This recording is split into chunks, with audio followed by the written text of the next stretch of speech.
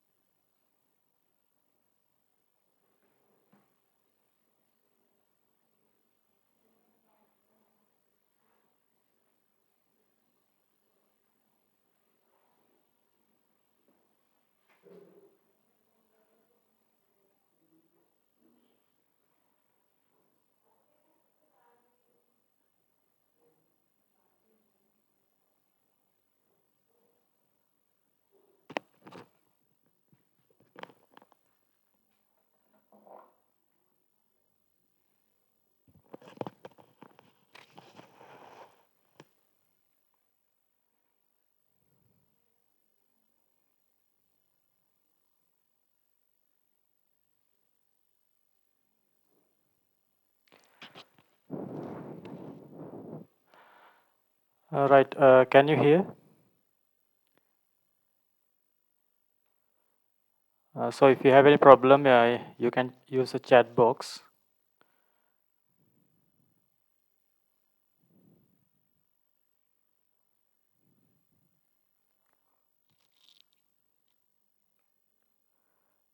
Can you hear?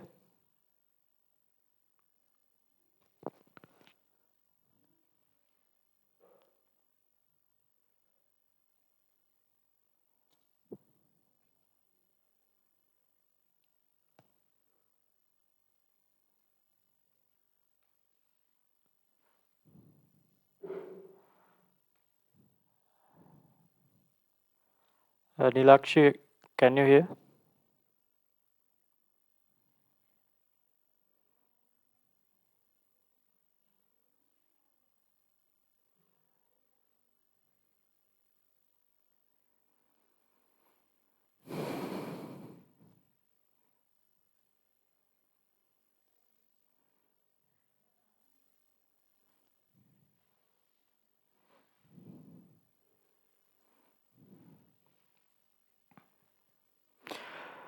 Use the chat box, right? If you have any issues, you can use the chat box.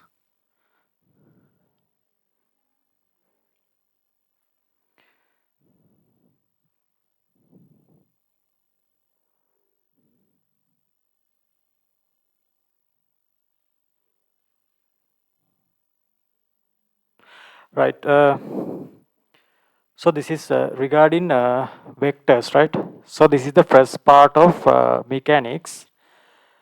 So to understand mechanics clearly, you need to understand vectors very well, right? So I'm starting from vectors. One of the main reason that you find mechanics hard is not having a clear understanding of vectors. Okay, so from this lesson you need to pay close attention to understand vectors. Okay, write down the topic vectors.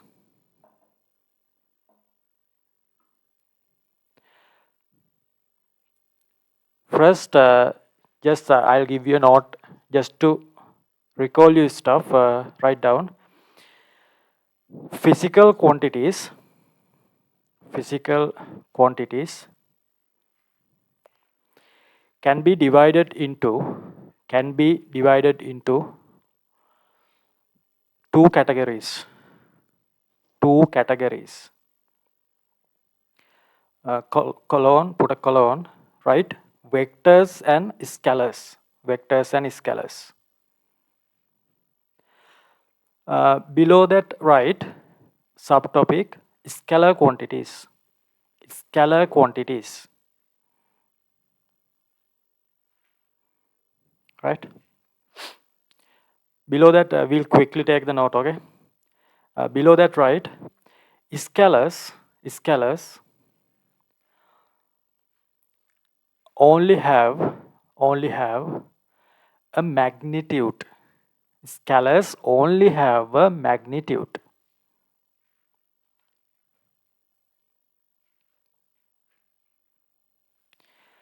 Below that, write examples.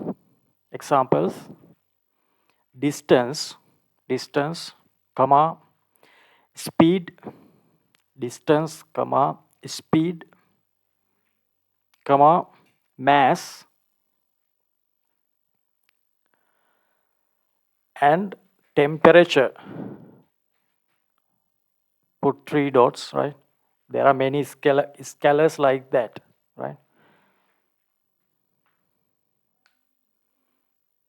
Right. Below that, right, like a kind of like a subtopic, vectors.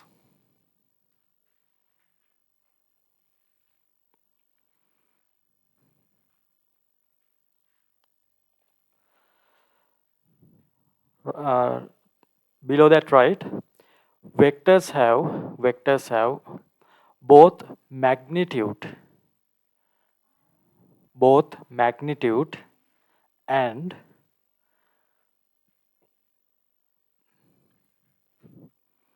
direction. Vectors have both magnitude and direction. Below that, right, examples, displacement,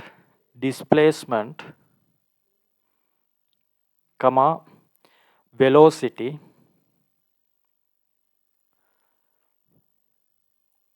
comma, force, and momentum. Put 3 dots, right? There are many vectors like that.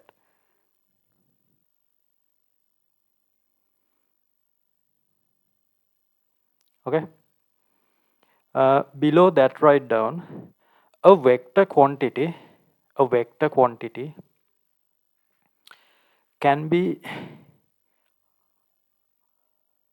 identified. Can be identified by the arrow. By the arrow drawn over it. Drawn over it. Or a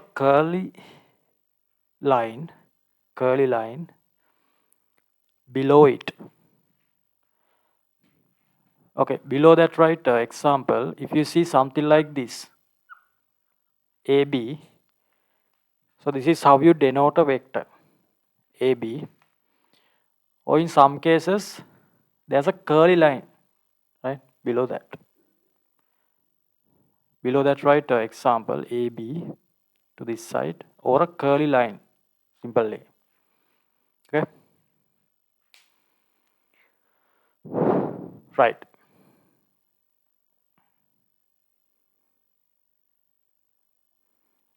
You can thumbs up if it is okay, right?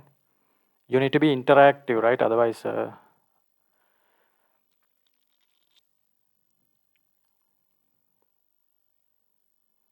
done, right?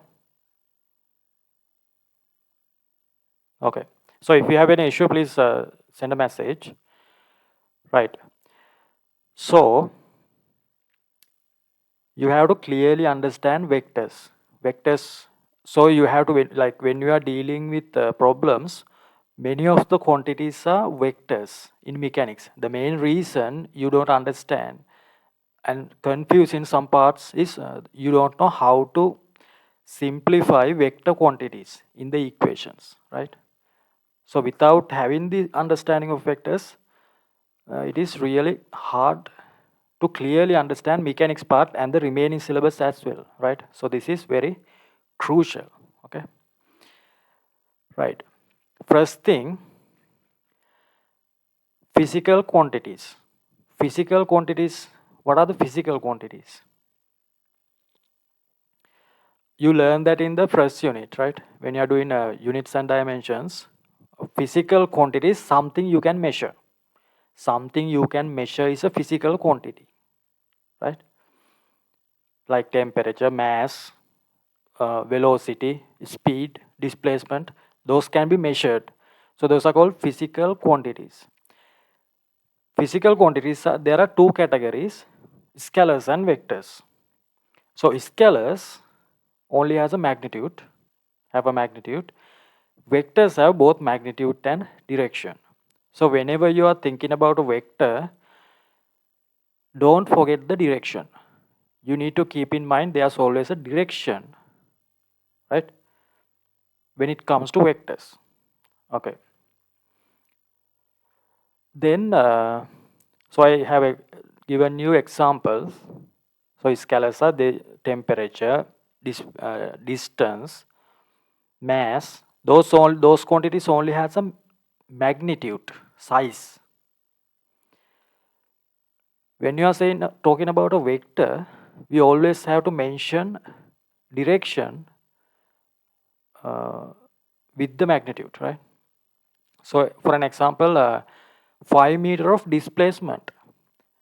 You also have to mention where the direction is. It can be to north, it can be horizontal to this direction. For the distance, you don't have to, right? So when you are talking about a velocity like 5 meters per second, you have to mention the direction. 5 meters per second to north, 5 meters per second to south, like that, right? Force also similar. When you are talking about a force, let's say 5 Newton, you can mention that is downwards or upwards. So you always have to mention the direction when you are thinking about a vector, right? Or at least you need to keep that in mind. Always there's a direction for a vector. Okay. Then we have to talk about graphical representation of a vector. Write down the subtopic graphical representation of a vector. Graphical representation of a vector.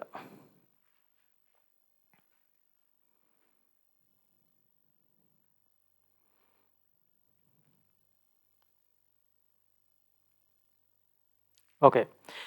Below that, write down a vector can be represented. A vector can be represented by a line with an arrowhead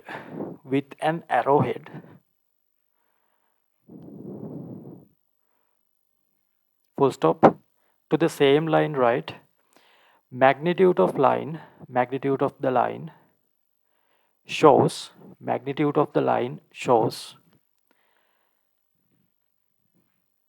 the magnitude of vector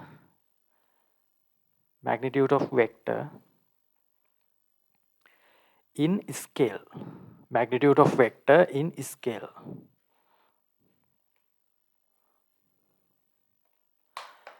Direction of arrowhead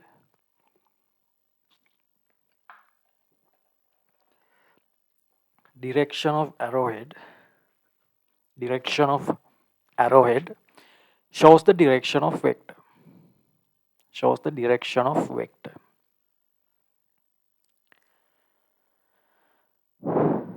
Okay.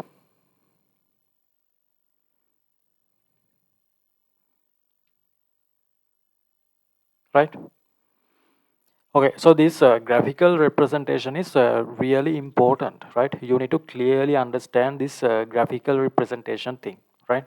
So let's say you have a vector or a vector, right? So you can show, let's say that is to this direction, just a random direction to this direction. So I can name it as OA, right? Then below that we can write from O to A,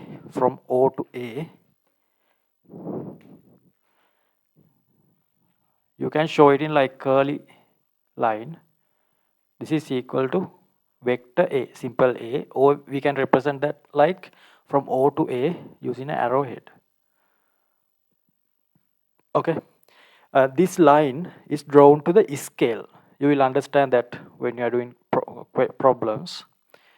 First take this down from O to A, simple A, then O to A, that is equal to A.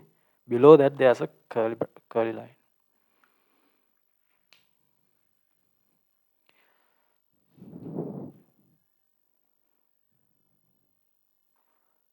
Thumbs up if you're done, right?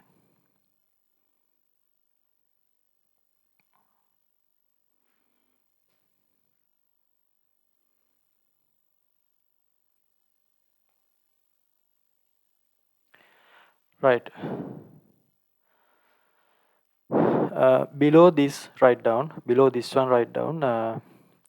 The line should be drawn. The line should be drawn to scale.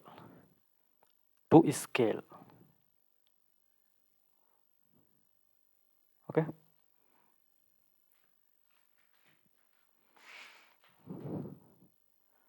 So below that, write example. We'll talk about an example, right?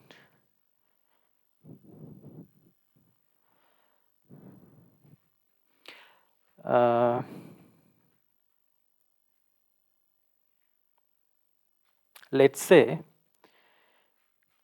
there's a force, 5 Newton force to this direction. right? 5 Newton force to this direction, right? You need to graphically show that. So the direction is already shown. So what do we mean by a 5 Newton? It is not possible to draw like a 5 Newton, right? You have to show that in a length. So you need to have a scale. We can say 1 Newton is represented by a 1 centimeter, right? So what do? You need to take the ruler and measure 5 centimeters. Let's say it came here. You need to actually use the ruler, right? Measure 5 centimeters. Then you put this arrow. So that is what we call graphically representing. So if they have given an angle, you also have to measure that. Okay? Using the protractor, you have to measure that. Okay? Right. Take this down.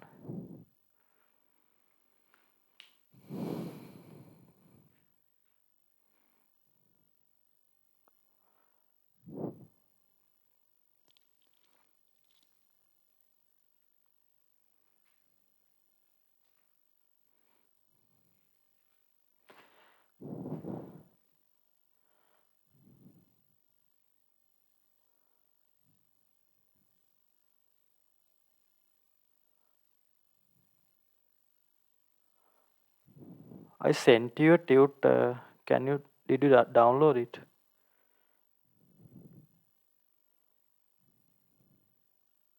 Take the tute.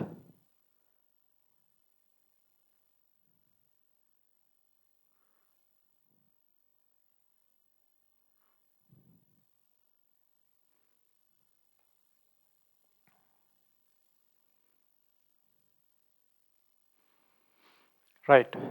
Put 1 and first ROM number, right? Then try the first question. Try the first question. First question, first part, right?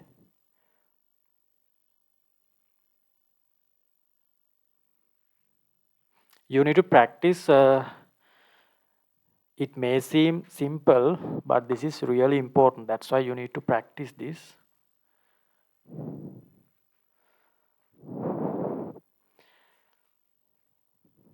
You need to measure the lines, right? Don't just draw. So what is a better scale to get the first one? Send me a message.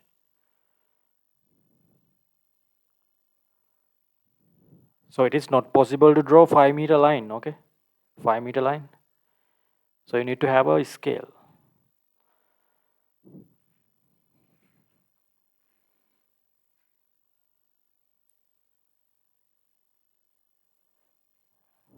Yeah. So you need to measure 5 centimeters. You can, on the book, you can show north direction like this, right? Put the arrow, measure 5 centimeters and be near that, right? Not 5 centimeters, right? 5 meters. So this is how you represent that. And below that, you have to write the scale. So 1 meter equivalent to a 1 centimeter, right? Right. Then try the second one. Tell me a better scale.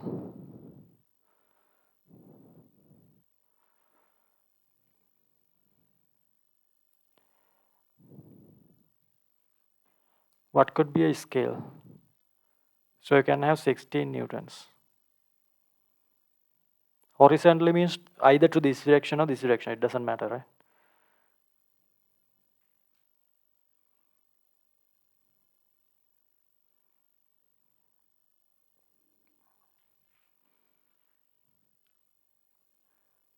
Tell me what the scale.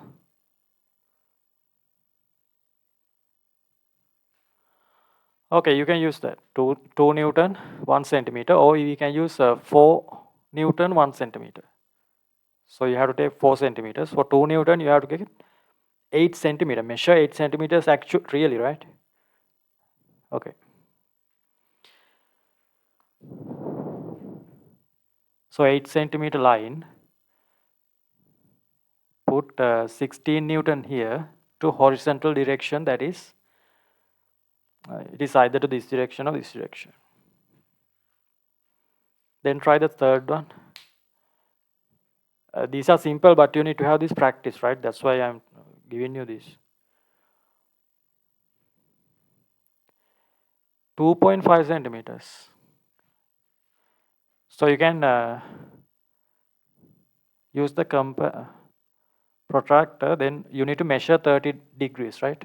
With the horizontal 30 degrees. It is either to this direction or this direction.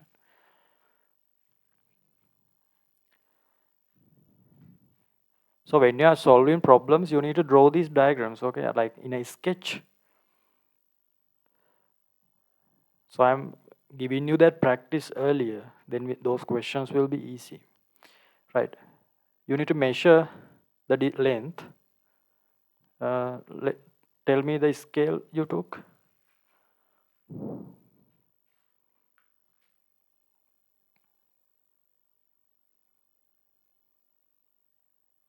Okay. Tell me the scale.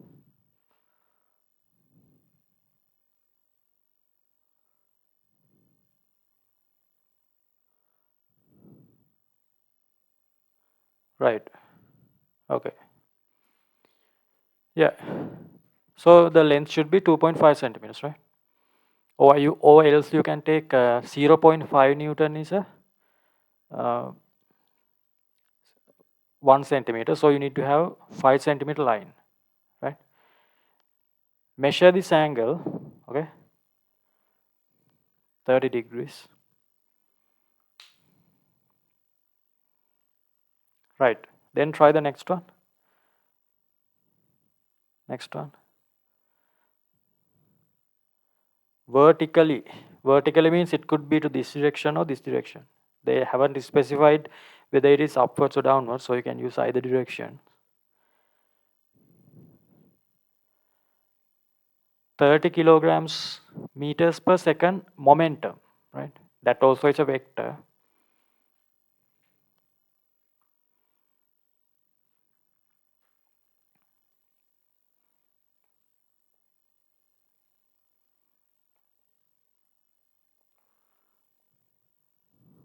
So what's the scale?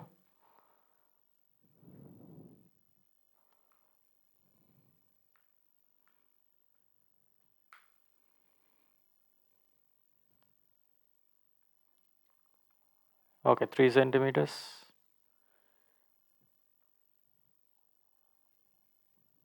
So you have to take 10 centimeters, okay? If it is 3 centimeters for 1 kilograms per, so you need to take 10 centimeters.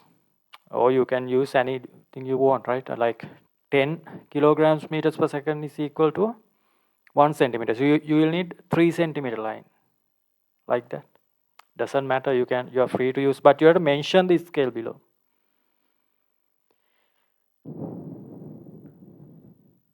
Right. Then try the next one.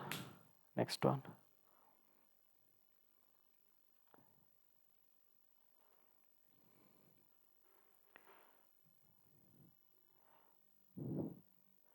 .81 downwards, right? You can show it like this.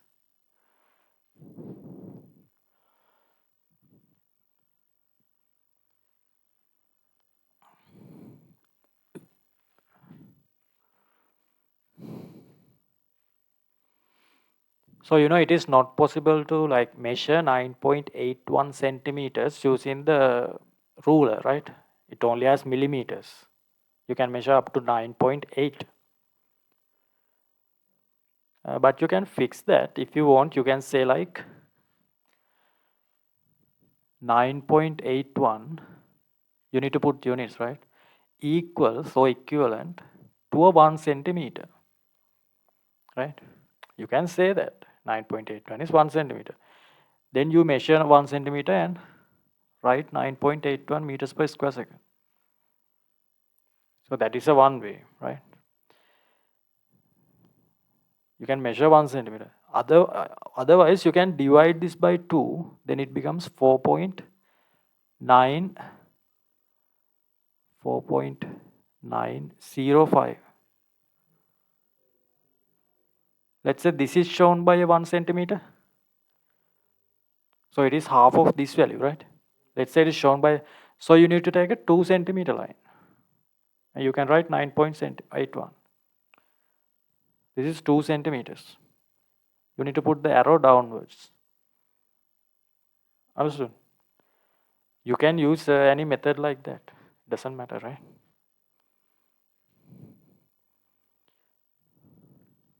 Okay, thumbs up. If you're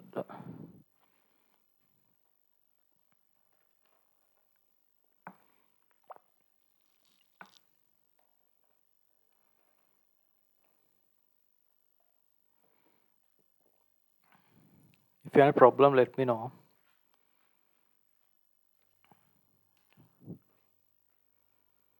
Done, right? Okay, try the next one. So we have an electric field. You haven't learned that, but it is a vector, right? Tell me a scale. 350 newtons per coulomb vertically downwards. What's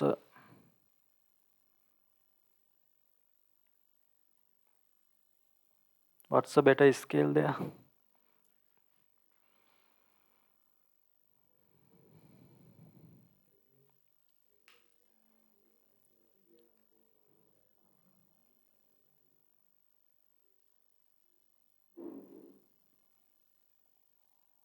What's the scale there? 350 newtons per coulomb downwards.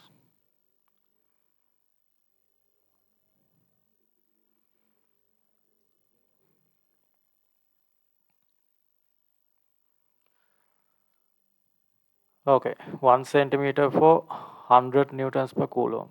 Okay. Or else you can take like 50 newtons per coulomb equals 1 centimeter. So you need to have how many? 7 centimeters, right? 350. Anything you want. You either need to have a 3.5 line or a 7 centimeter line downwards, then mention 350 newtons per coulomb. 350 newtons per coulomb.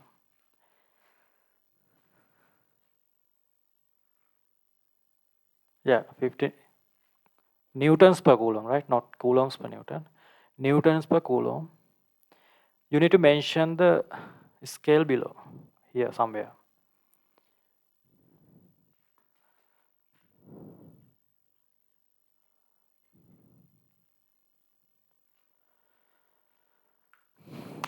Right? You need to actually measure the lengths, okay? Don't just draw lines. Right. Then ninth part, try that.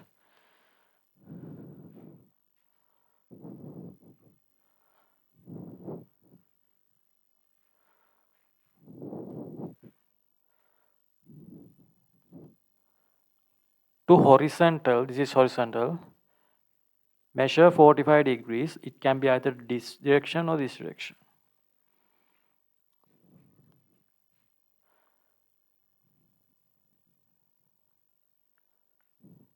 So what's the scale?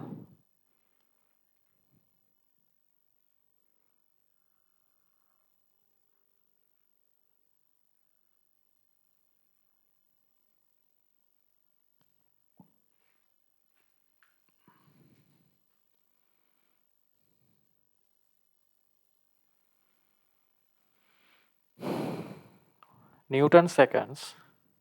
40 Newton seconds.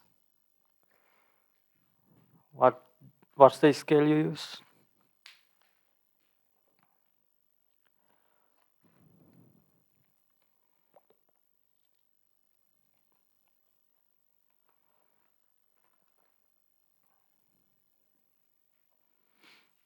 Okay. So you need 4 centimeters, right?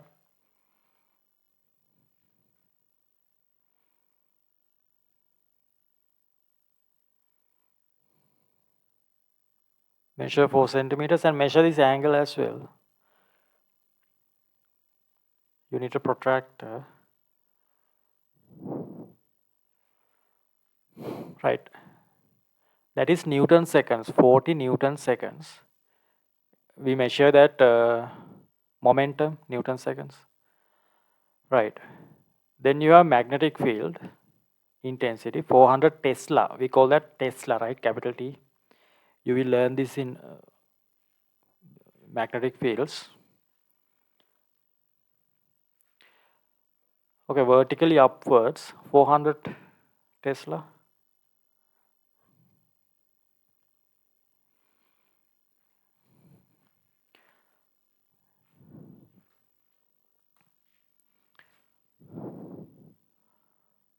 So you can take like any line you want, like 4 centimeter line, then 100 shows by a what?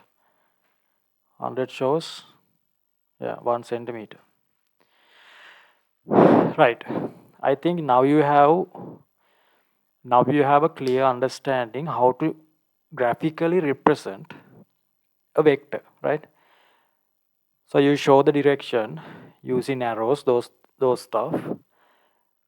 Then how do you show the magnitude? So any magnitude you cannot draw on a paper, right? So you use a scale. So using that scale, you can draw any line, you can show any quantity of any vector quantity just using a line with an arrowhead. That's the first thing you need to understand. So there's an experiment in force equilibrium. You need to draw like two forces, then you have to find the resultant. So you show those two forces using two lines. So you graphically represent those. Then the resultant you can find using this theorem, right? Okay, we'll see that when we are discussing that one. Okay.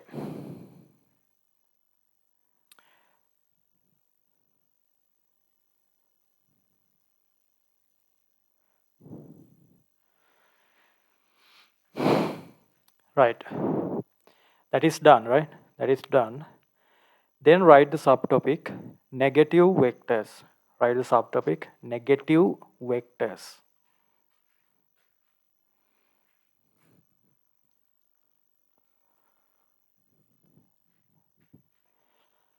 Negative vectors. First, take this down, then I'll explain. A positive direction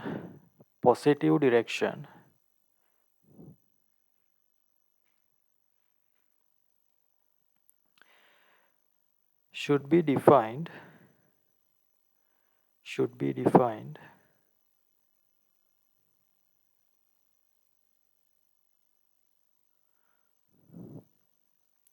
before using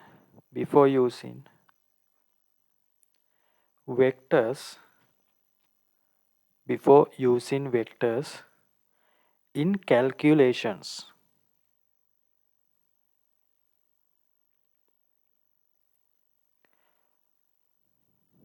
Full stop. Then comma,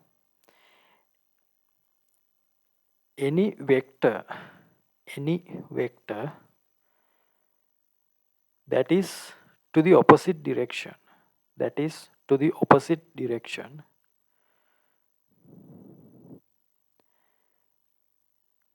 can be considered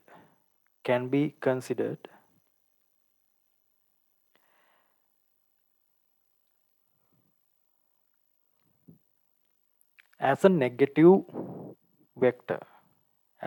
negative vector, right?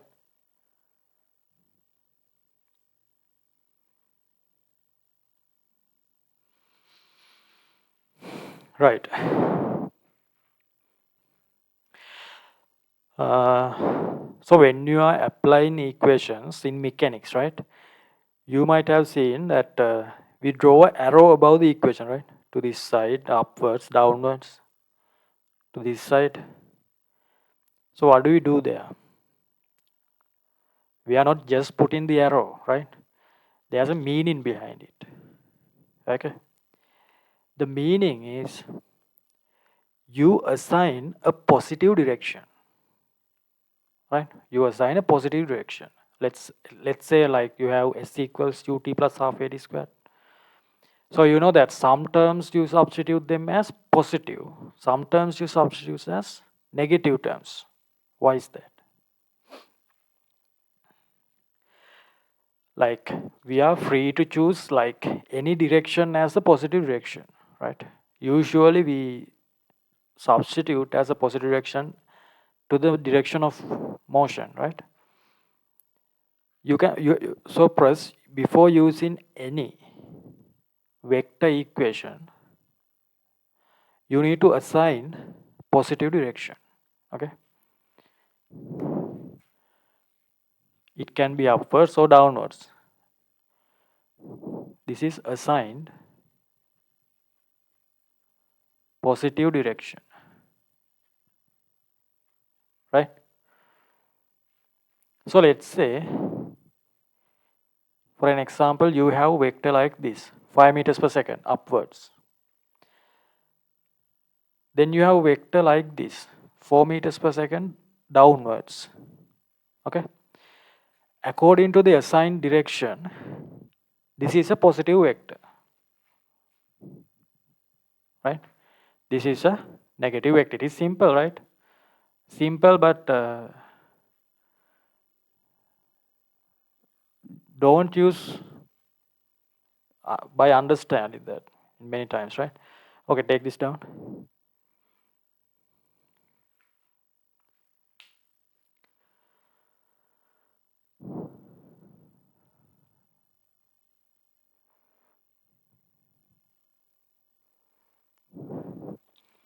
So if you assign this to downwards, then this becomes negative, this becomes positive, depending on assigned direction. You need to really use this when you are doing problems, right? You need to pay attention what you are doing, okay? Not just, these are the fundamentals, okay? Take it down. Thumbs up if you're done.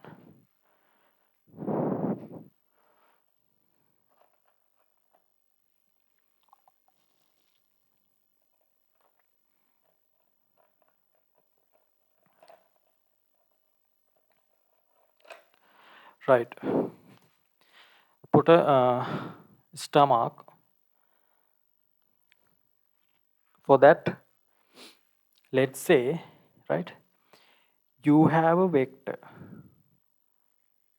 from A to B, direction to this side, right? You can denote that like this as well, like a curly bracket, right? There's another way to show this. Another way to show this one. Same vector. You can take the opposite direction, right? Opposite direction. And put a minus sign here, right? Instead of this say, you can change the direction and put a minus sign, right? So what did we do is vector from A to B is equal to, you can change the letters from B to A, but you have to use a minus sign. Okay, you can change the letters and put a minus sign. Vector from A to B is equal to minus vector from B to A. So this is the first equation you need to consider when it comes to vector calculations. Okay, you can change the letters, but you have to put a minus sign there. Take it down. If you have a problem, let me know.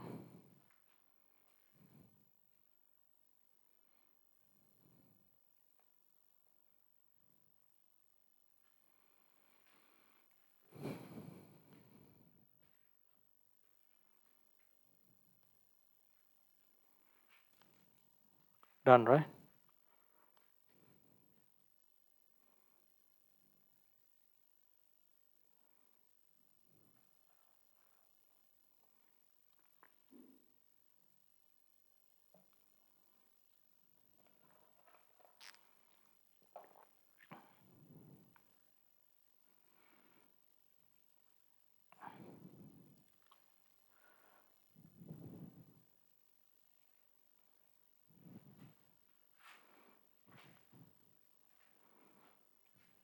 Sahasrara, I don't.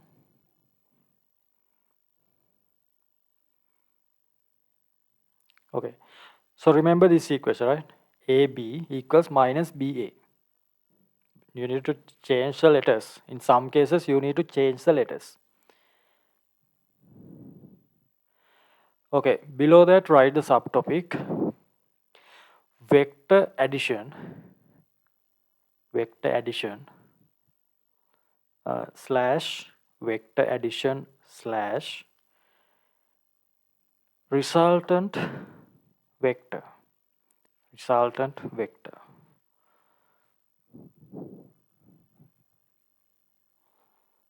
Vector addition slash resultant vector.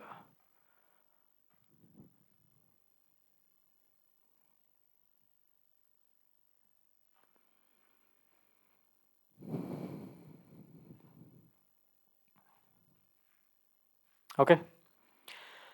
So let's say you have two vectors, or it can be many vectors, right? You just have to simplify those. So you simplify 2 plus 3. Let's say like you have 1 kilogram of sugar. Then if you add another 1 kilogram, it becomes 2 kilogram of sugar, right? Like, but those are scalars. You are free to add or uh, subtract scalars any way you want. You don't have to consider a direction when you are dealing with scalars. When you are dealing with scalars, they only have a magnitude. You don't have to think about directions. Okay, you can add or you can subtract. Okay, when it comes to scalars. But the thing is, when it comes to vectors, you need to think about direction as well as you are simplifying those. Okay, sometimes you need to add velocities together. You are not going to add a velocity into a force, right? Same type of vector, right? Velocity into a velocity, force into a force. So when you are adding them, you need to pay attention to the direction as well. Understand? So that's the difference. Okay. Below that, first take this down. Scalars can be added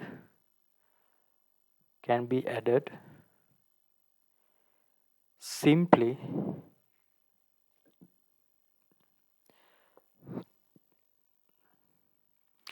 by just adding their magnitudes. Adding their magnitudes.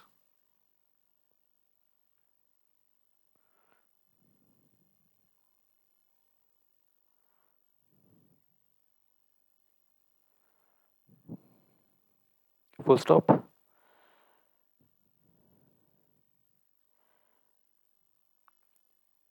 When adding vectors,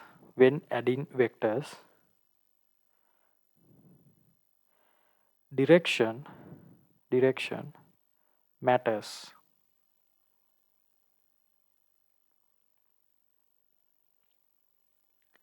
Direction matters.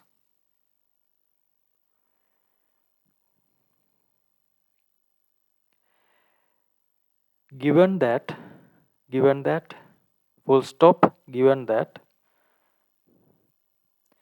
directions are same,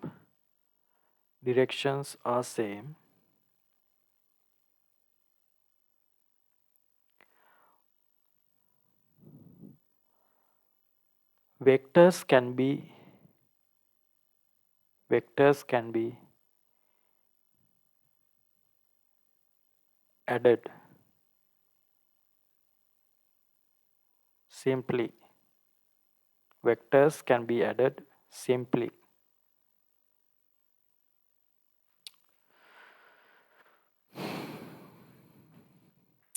Right? Okay. Example. Let's say you have a vector 5 to this direction, right? Same type of vector, I'm not putting units here.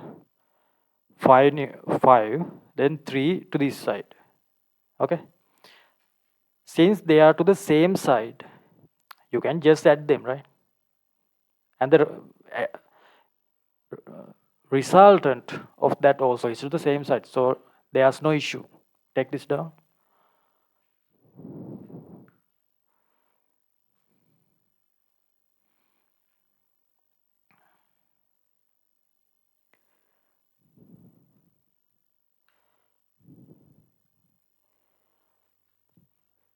Below that, right? Below that, right?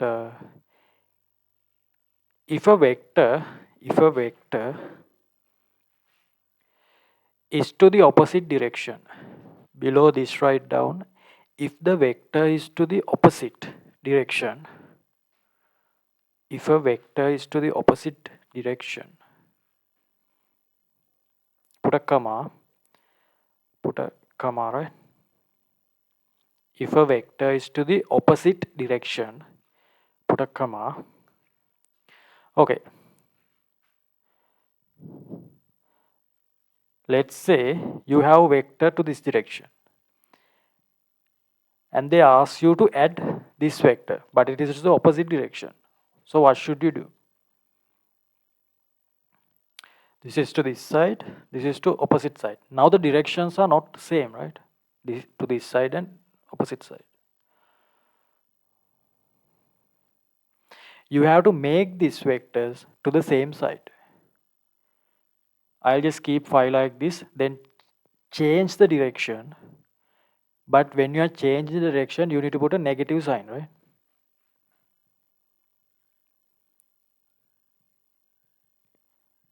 Now plus minus, that is minus. Now they are to the same side. Now same side, right? These are simple ones, but I'm telling you the theories. You need to practice these theories, right? This will be really useful when you're doing questions later. That's why, okay? So you know this is 5 plus 3. It should be 2 to this side. But you need to follow this for now, okay? Follow these steps when you're doing these problems. For later, you can directly put 2. But to understand the theory, you need to follow these steps, right? First, change the direction. Make it everything to the same side. Then you are free to simplify. Okay. So here I used what? A, remember that first equation? A to B is equal to minus B to A. That's why I put it here. Right, take it down. If you have a problem, let me know.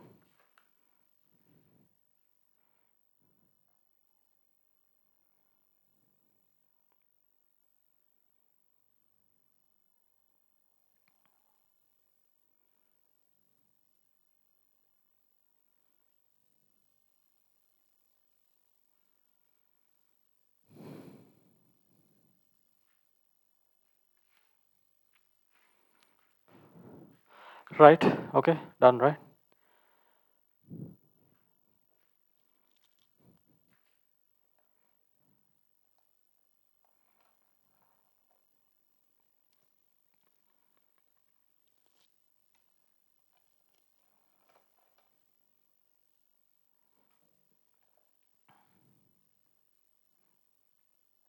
Thumbs up if you're done.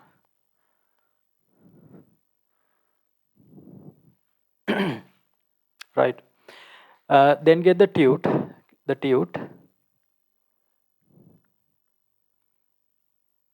Try the third one. There are 4 vectors, and let me know the answer in the chat box.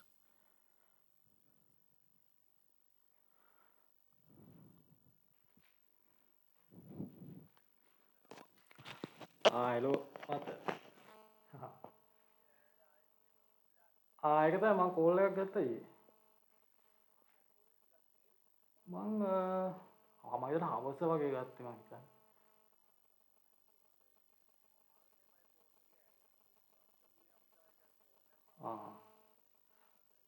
අර මේ post එක මේ ටිකක් ගිහිල්ලා තියුණා. Comment එකමත් වැටලා තියුණා. Comment. ඔව්. දැනට තියෙනවා 700 ගණක් වගේ රියැක්ෂන් තියෙනවා. කමෙන්ට්ස් තියුණා මහත්තයා මේ තියුණා 10ක් 15ක් විතර. මම මහත්තයා මේ පස්සේ අයිත් කෝල් එකක් ගියා මම ක්ලාස් එකේ ඉන්නේ. ඔව්. හා හා මම එන්නම්කෝ මේ හා ඔව් ඔව් ඔව්. ඔය එක තමයි තව එකක් ලියන්න ඕන. හා මේ හරි මහත්තයා.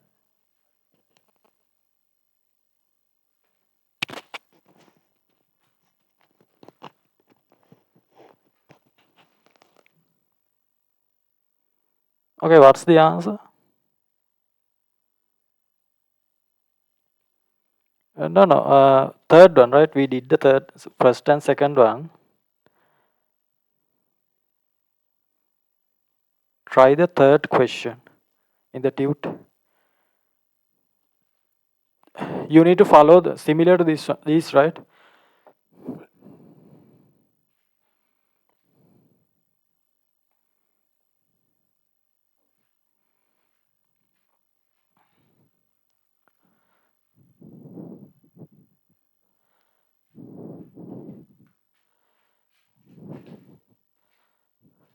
First, you have to make to the same direction.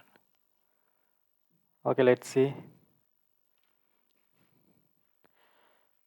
What are the directions?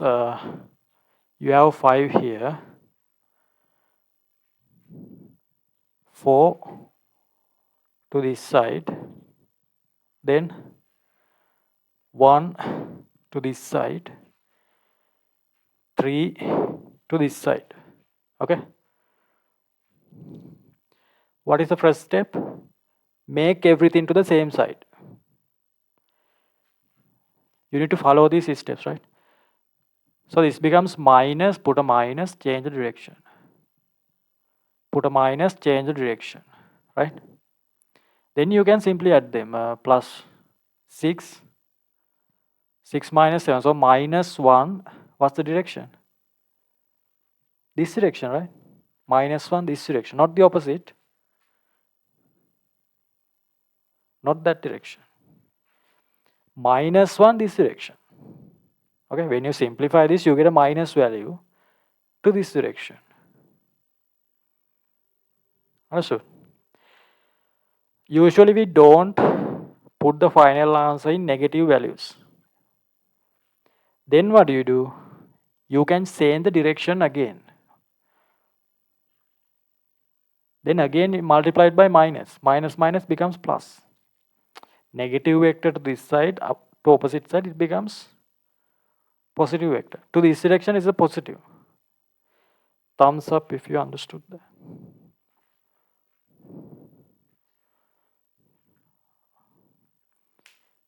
Else, if you have an issue, let me know. So you have to follow these rules, okay? Rules exactly, okay? Then any problem you can do actually, okay? There are rules here. If you follow them, you can do any question. You will get the correct answer, always. The problem is not following those rules. Okay. So to remember this, if you whenever have a vector to the negative vector to this side, you can change the direction and make it a positive. Or if you have positive, change the direction becomes a negative. Simple, right? Okay, try the next one and let me know the answer. Follow these steps, okay?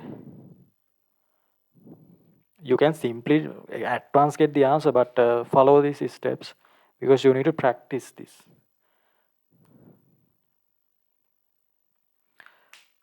Let me know the answer.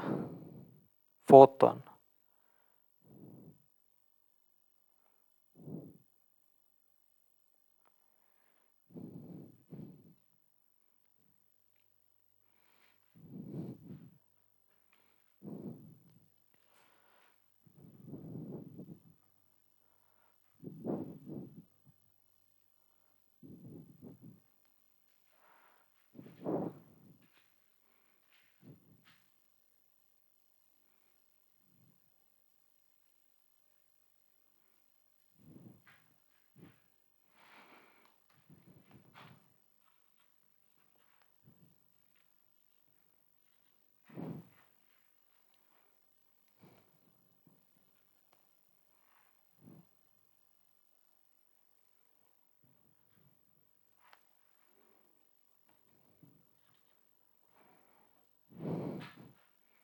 So these are the vectors. First step, make them to one side.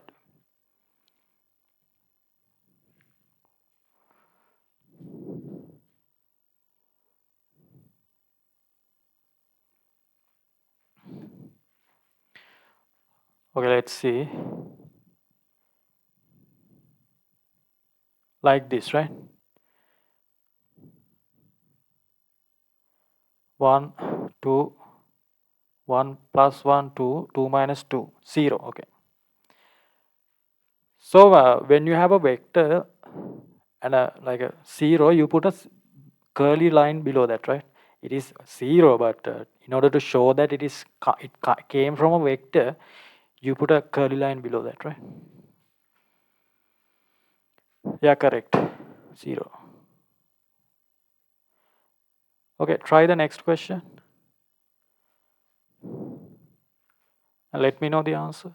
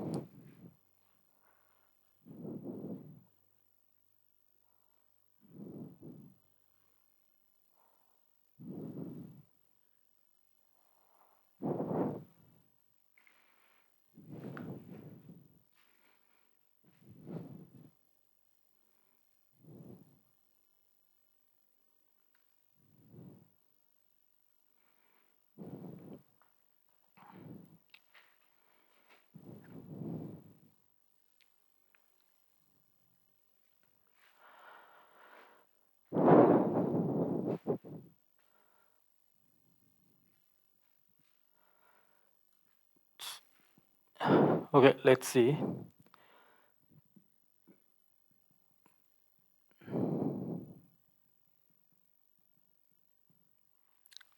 The same side, right?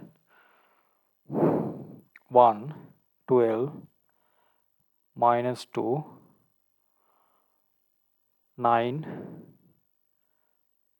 plus 9, minus 12, minus 3, right? Okay, yeah. So to this side, minus 3. Understood? This side, right? Not this side. To other side, it is 3. When you simplify this, it is to this side, and minus 3 is to this side, not the other side.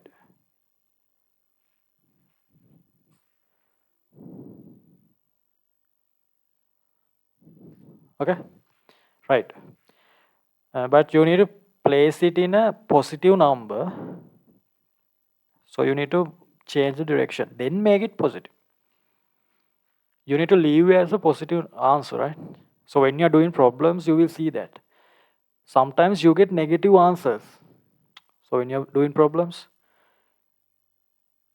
if it is a vector, you can change the direction.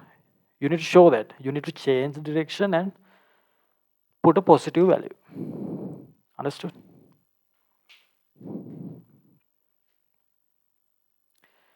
Right.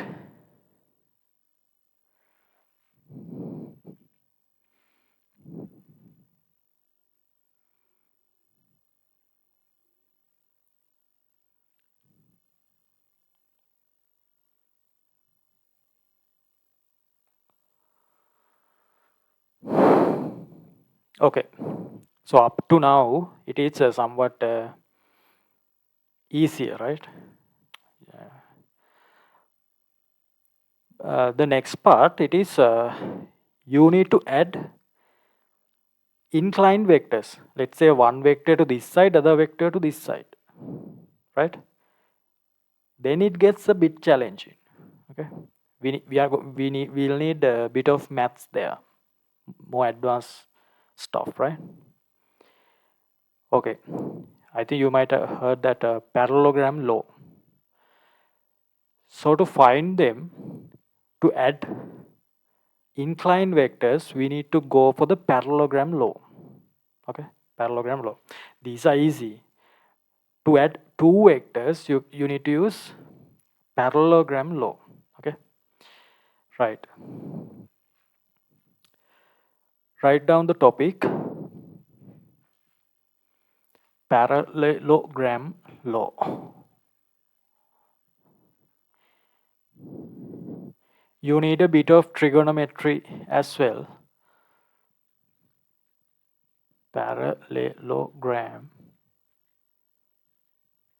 law.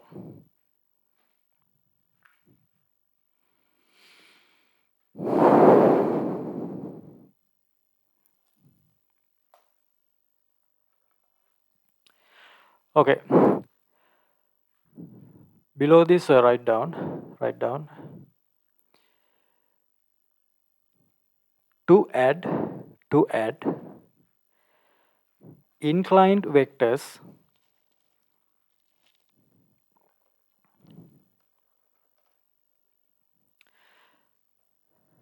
this law is useful.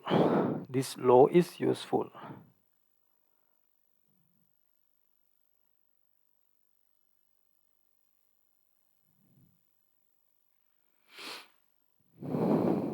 This law is useful. Okay, right. So if you remember parallelogram law, right? So let's say you have two vectors.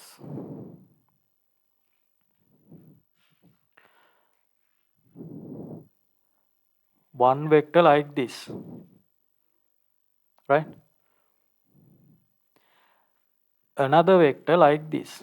Now there are two different directions. One is A, other one is B. So how do we add these? Adding these means finding the resultant, right? Adding these two vectors. So what you do is, so yeah, they are asked to add these two. You need to arrange these two vectors as two sides of a parallelogram. That's the first step. You know, you can move these vectors but parallel to, without changing the direction. You can move this anywhere on the board, right? Without changing the direction, right? So I'll move this from here to here without changing the direction. Then I'll move this without changing the direction to here. You need to arrange that like this, right? Like this, right? You cannot change the directions. So these two are in two sides of a parallelogram. One side, other side. Then you can complete the parallelogram.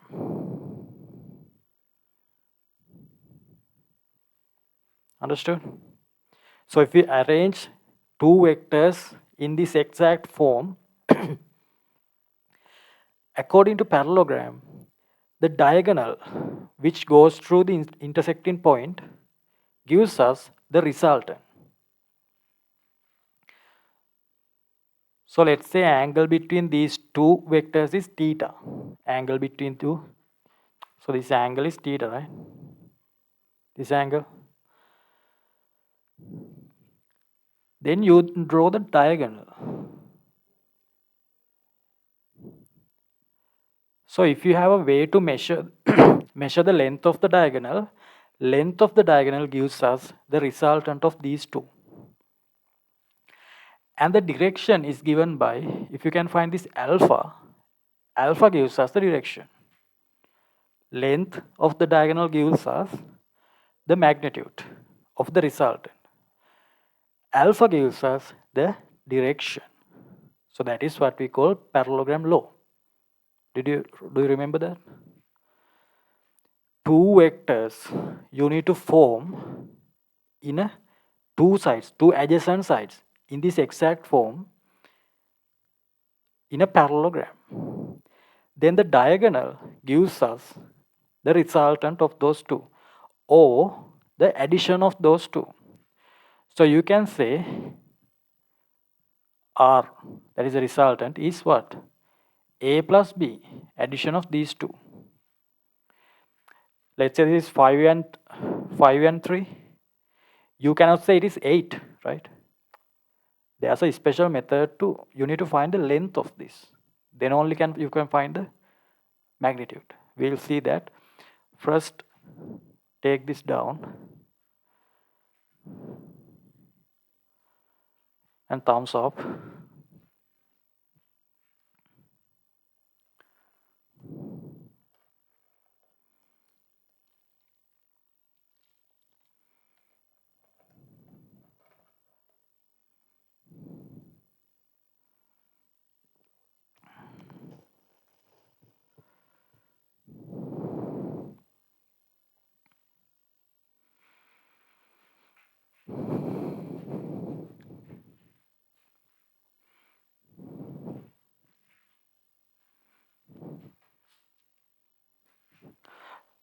Below this, write down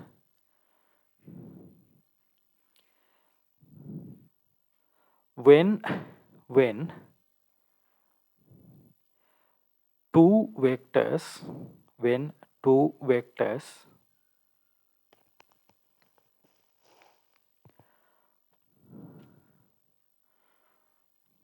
when two vectors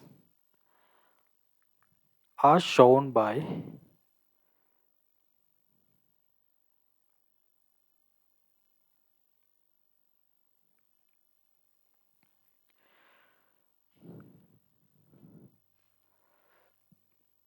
adjacent sides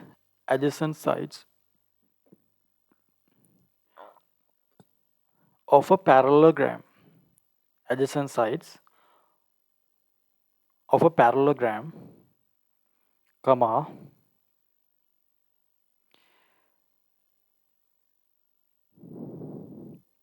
diagonal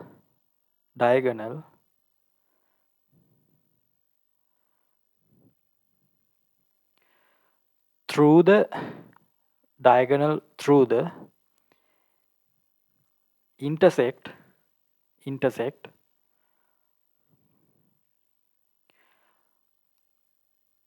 of said vectors, SAID vectors, diagonal through the said vectors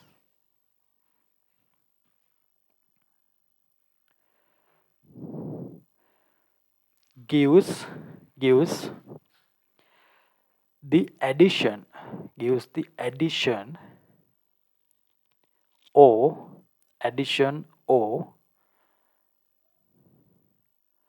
resultant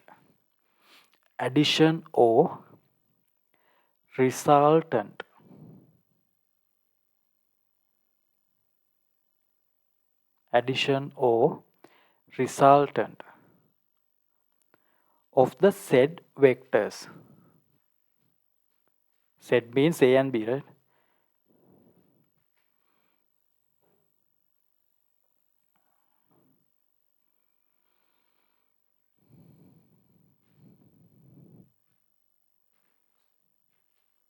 Okay.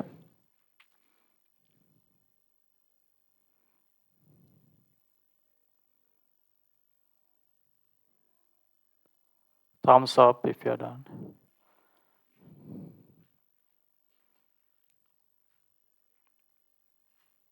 Right. So, I'll again tell you, if you have two vectors, you need to arrange them in the adjacent sides of a parallelogram. Then the diagonal gives us the addition of those two vectors or the resultant of these two. The thing is, we need to get an expression for the length, an expression for alpha. Then you can calculate, we can actually calculate the resultant force, I mean resultant vector. Understood? Right. Below this, write down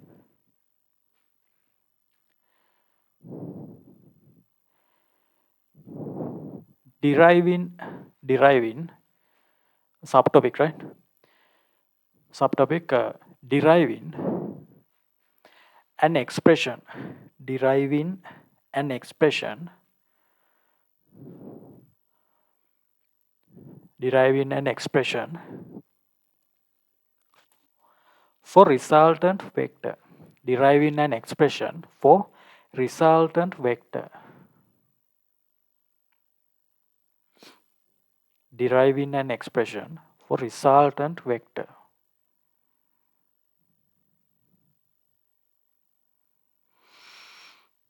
Okay? Right.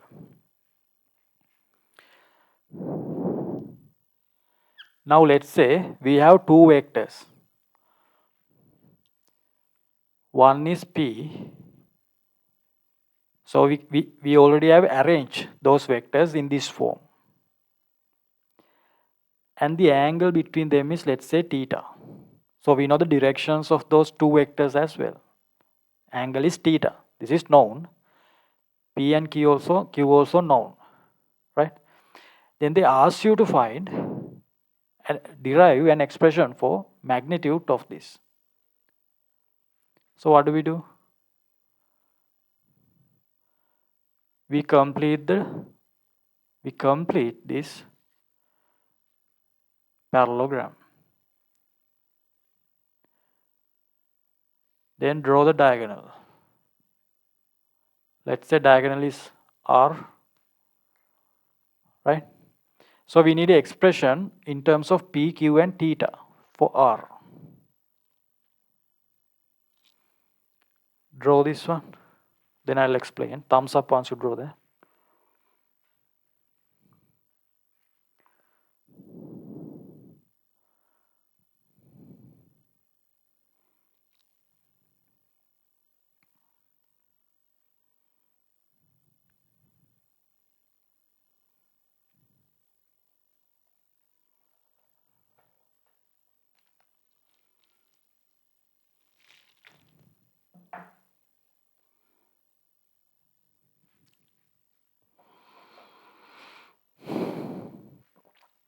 So you should be able to derive this, okay? So there's a further, I'm going to extend this line further, like this. Then draw a perpendicular to this line. Perpendicular to this line. Extended this line, drew a perpendicular to this line, right? Since these two are parallel, you can see this angle and this angle same. Theta, right? I'll name this angle alpha. Later we need to find alpha as well. For now we need to find R. Okay, so this length is P. This also should be P, right? This length also should be P. And this angle is theta.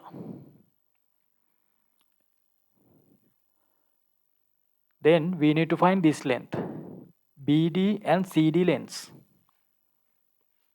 That's where we need a bit of trigonometry.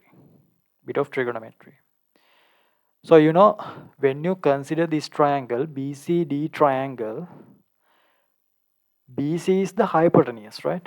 BC is the hypotenuse. Opposite side is this one. Opposite side, you should be able to directly write the equation, I mean to the side, as P sine theta. Opposite side becomes P sine theta. You need to remember that, right? If hypotenuse is P and this angle is theta, opposite of this means in front. That is P sine theta. Okay? This is the adjacent to the angle. It is always cos theta. P cos theta. Understood? You need to remember this, right? This will be very useful later.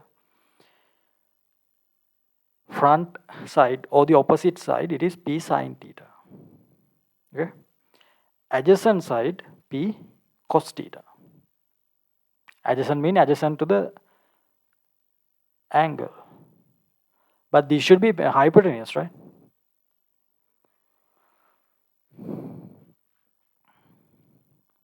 I'll show you how that comes here. From a side we can say, if we consider BCD triangle, we can say, what is sin theta? Sin theta. Sin theta means opposite divided by hypotenuse. Opposite is what? BD. Hypotenuse is P. So what is BD? P sin theta. If you have a problem, let me know. So BD side is P sin theta. Okay. So you need to take this at once, right? You don't have to derive this. So opposite side is P sin theta. Adjacent side. So we have to write cos theta. Cos theta is what? Adjacent divided by hypotenuse. So adjacent is CD divided by hypotenuse P. So CD is equal to P cos theta. CD is P cos theta. Right. In front of this or from a side, take this down.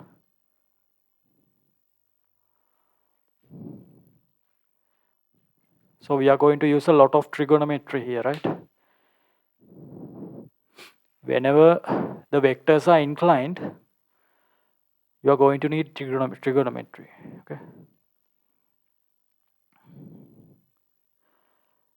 In some cases, you need to go beyond the O-level maths level slightly. There are like 2 or 3 equations, but mostly the things you have learned already in O-level, right?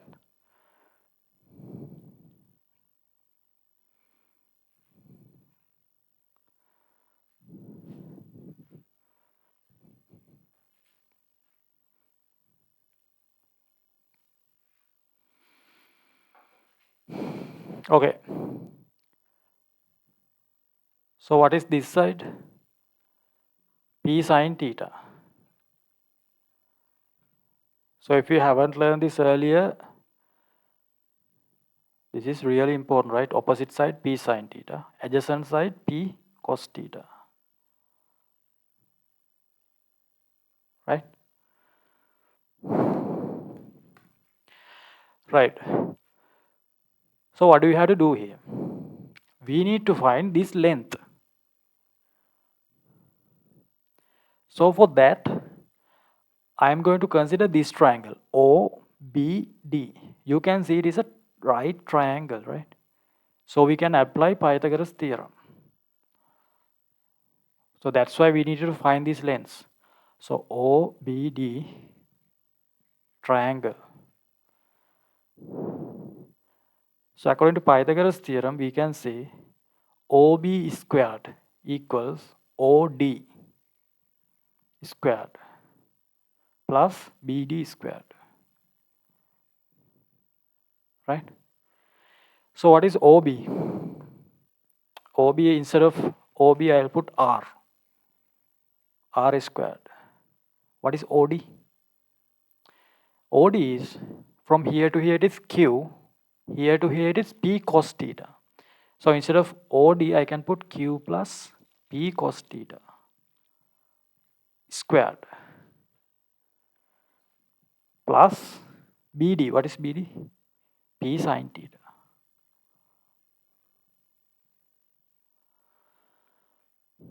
Take it down. Thumbs up once done.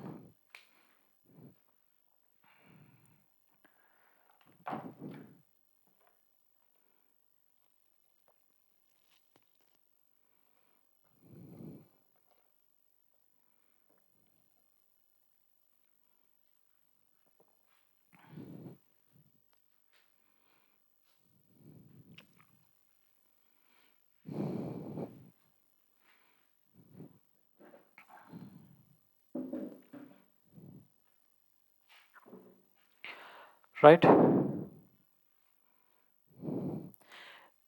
Then we need this in a like a simpler form, so you need to simplify this, right? Simplify this. How do you simplify this? Q plus P cos theta is squared. Like many students just write Q is squared plus P is squared cos theta. It is completely wrong, right? It is completely wrong. You remember how to get the square of A plus B squared? It is not like this, right? Completely wrong. There must be a 2AB term as well. A squared B squared plus, then there's a 2 times multiple product of these two. 2AB, right? So we are going to do that here. This is squared plus this is squared, P squared cos squared theta. Each of them get squared, right? P squared cos squared. You put square here plus 2 times these two. 2 times PQ cos theta plus, so it is done. We expanded this one. Then simplify this. Becomes P squared sin squared theta. Right?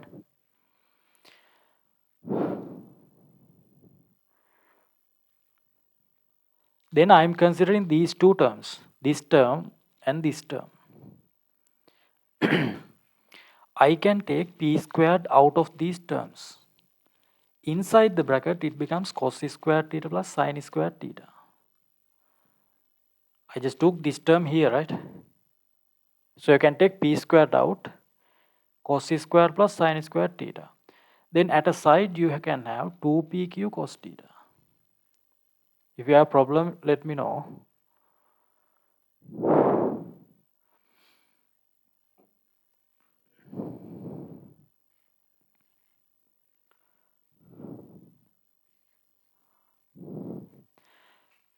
You know what this is? Cos squared plus sin squared theta.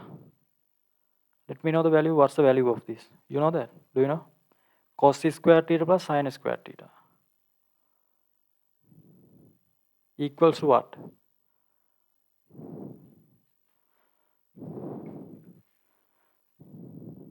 Have you learned that?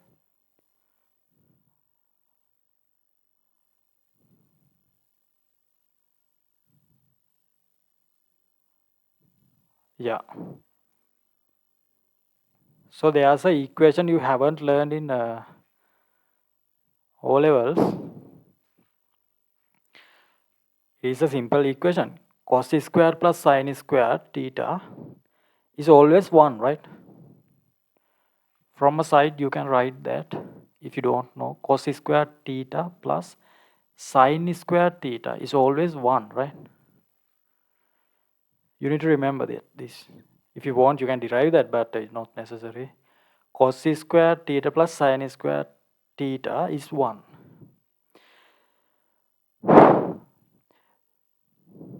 So instead of this whole thing, you can put a 1 here. Understood? Then what do we have? R is squared. So whole thing becomes 1. Then P squared is remaining. 2PQ cos theta.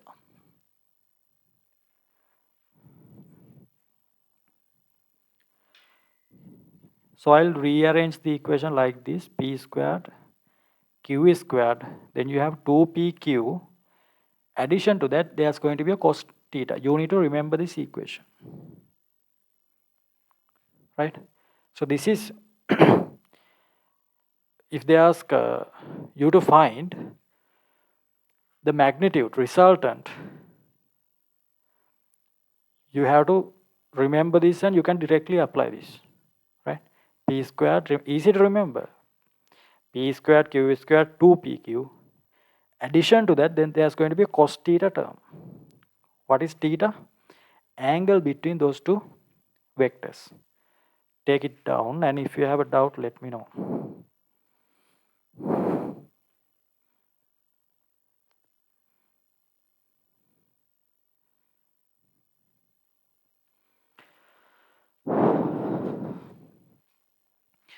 So once we do this part, I'm going to teach you all the trigonometry you are going to use for the entire syllabus, right?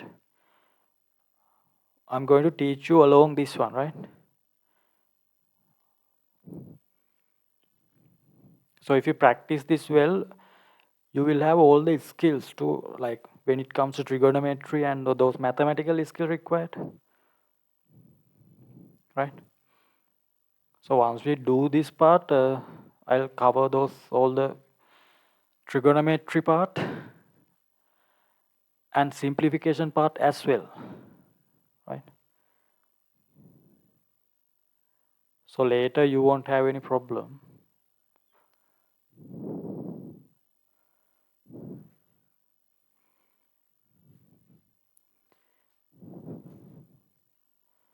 Draw a margin to this one because you need to remember this.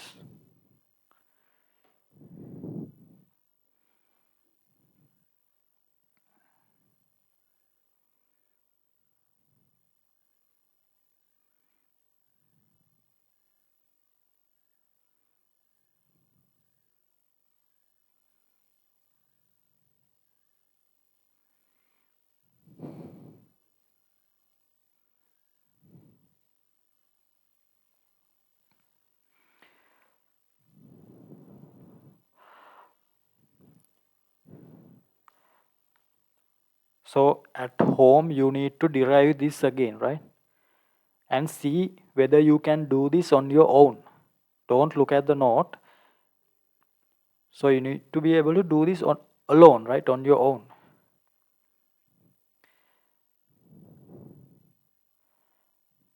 Try to get that final form.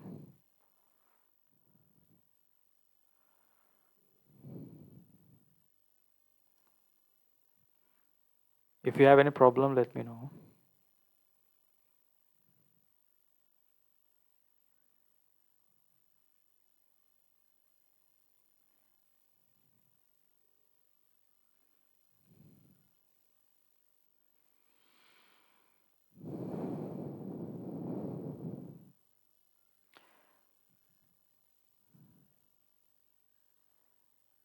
Sahasra, you okay?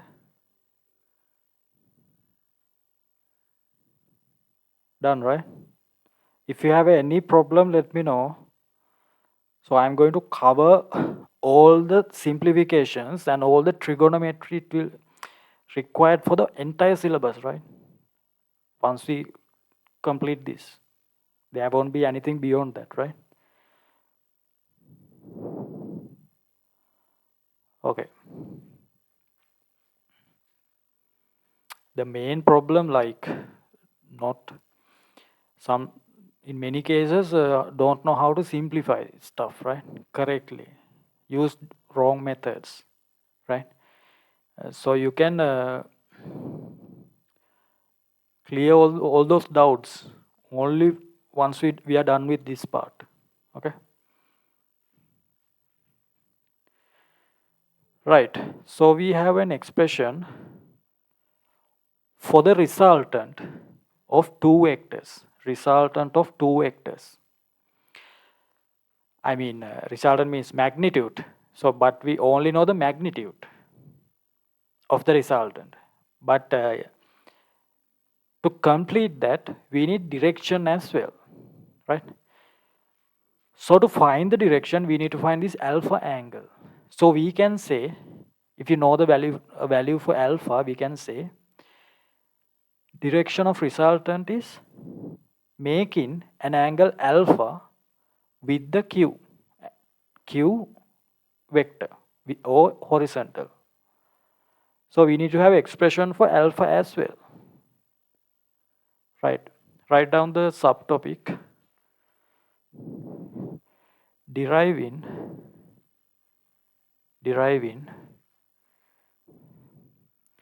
an expression.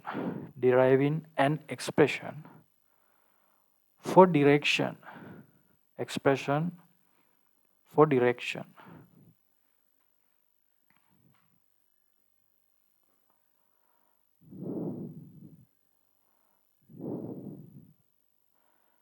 Slash finding alpha. Find in alpha, not theta, right? Find in alpha. There are two angles, alpha.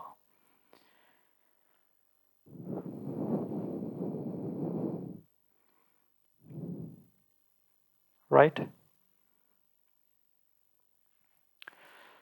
Okay, so to find alpha, again we have to go for this right triangle, that is OBD. OBD, not OBC, it is OBD. Because you need right triangles to apply Pythagoras, so anything. Then what is tan alpha? How do we define tan? Remember? Opposite, right? Opposite divided by adjacent. So that is tan alpha. Opposite divided by, this is the adjacent. So that is BD divided by DO. So what is BD? It is P sine theta. DO is what? Q plus P cos theta. You need to remember this equation as well, right?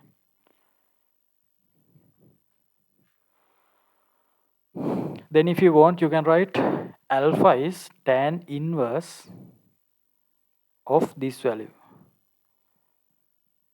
P sine theta divided by Q plus P cos theta.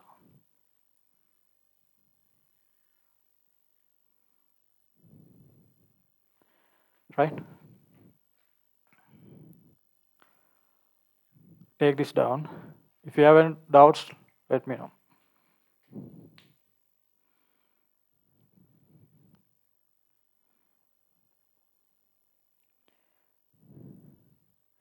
You need to know trigonometric ratios, right? What is sine theta, cos theta? What is tan theta?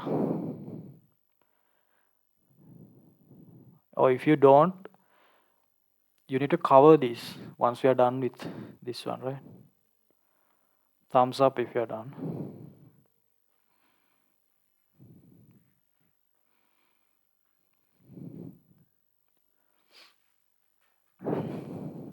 Right.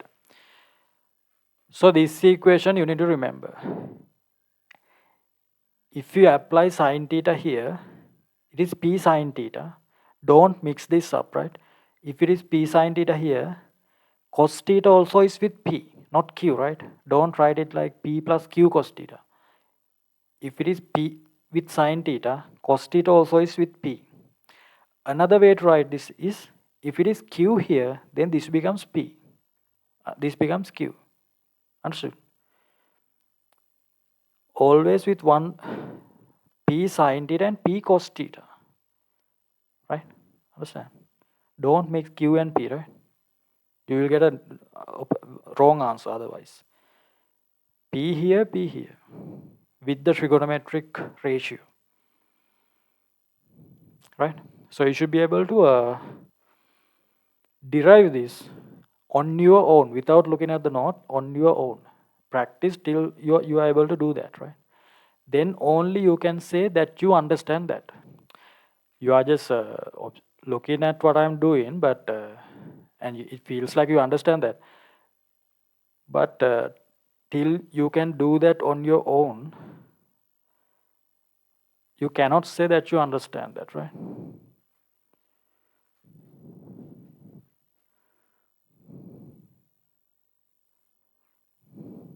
Right.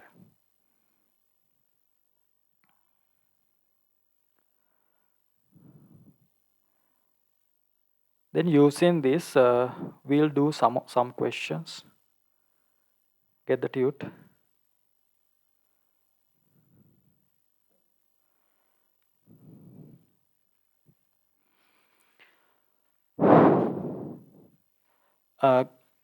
Get the fourth part, right? Fourth, I mean, not the third question. We'll do the third question later. First, get fourth question.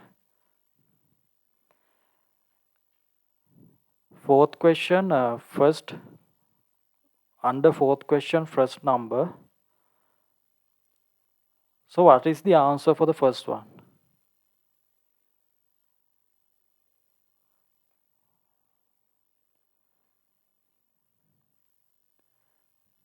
What is the answer?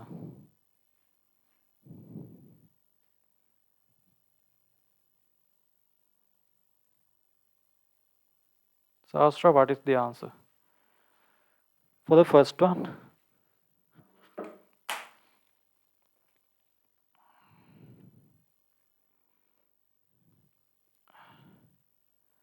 You can just say the answer, right? Yeah, the answer should be 9, right? Answer should be 9. You can simply take the answer, but don't use that method. Use this equation, right? And get the answer. Okay? Try that. Under that, write fourth one, first question. So we are going to practice the equation, okay?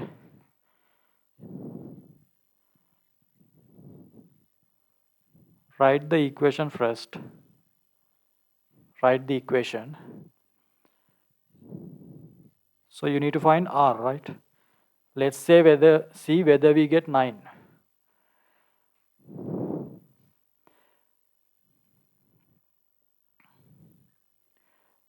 There's a 5 Newton here, then there's 4 Newton, right? To the same side.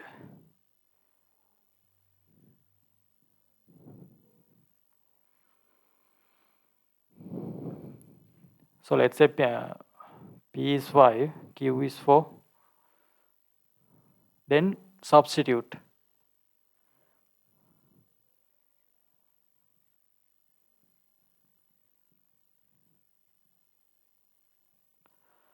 What is the angle? Theta. What is the angle? Tell me.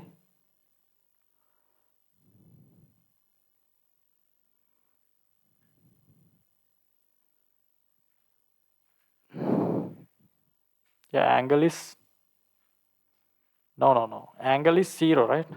Same side. What is the angle between these two? 0. Cos 0. Cos 0. Here you are going to need to know trigonometric values. You need to remember this. So anybody know cos 0, value of cos 0?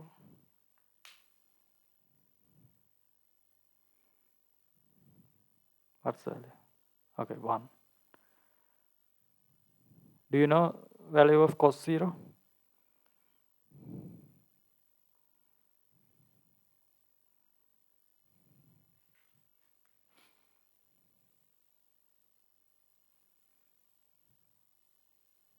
Okay. Yeah, it is 1. Okay, here we have 25. Okay, just do the simplification then. 16. Do that on your own. 10 times for 40. So what do we have? Do we have 81? Yeah, R square is 81. So R is what? 9, right? Okay, we found R.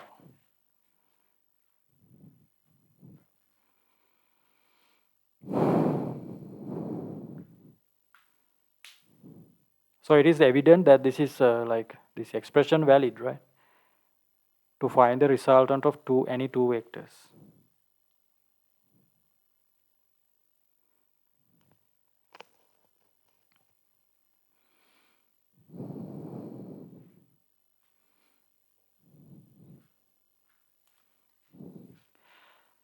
Then let's find tan alpha.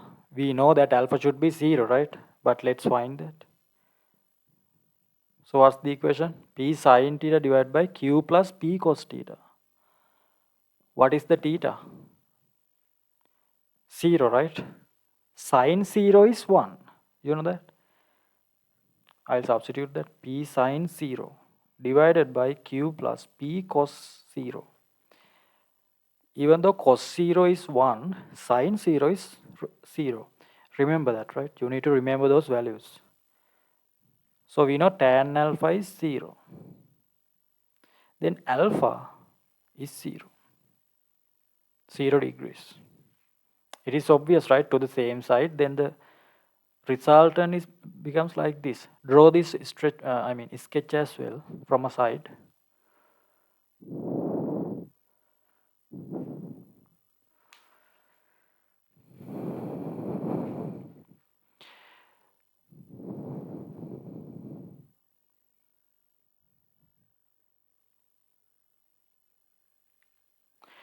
Uh, do you know trigonometric values for some angles? Or should I give you the table?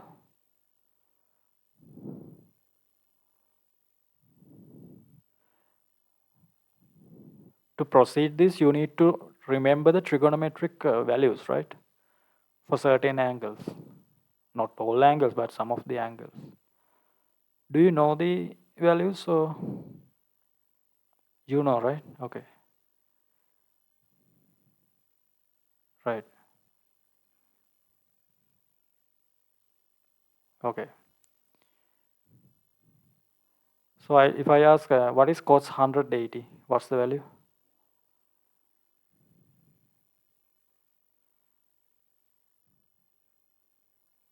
Cos 180.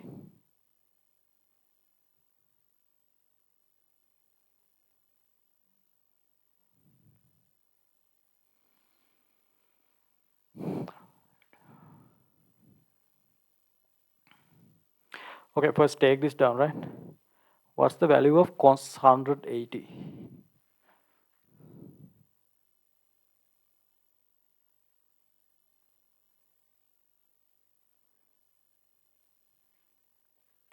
You know, Sastra? Yeah, cos 180 is minus 1, right? Sin 180?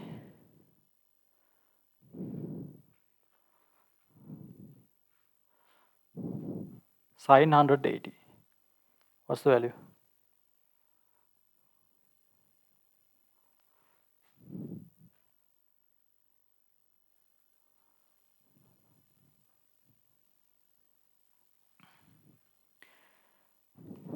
It doesn't take time. I'll quickly give you the values. Sine, you need to remember this, sine cos tan, right? 0, you need to know 0.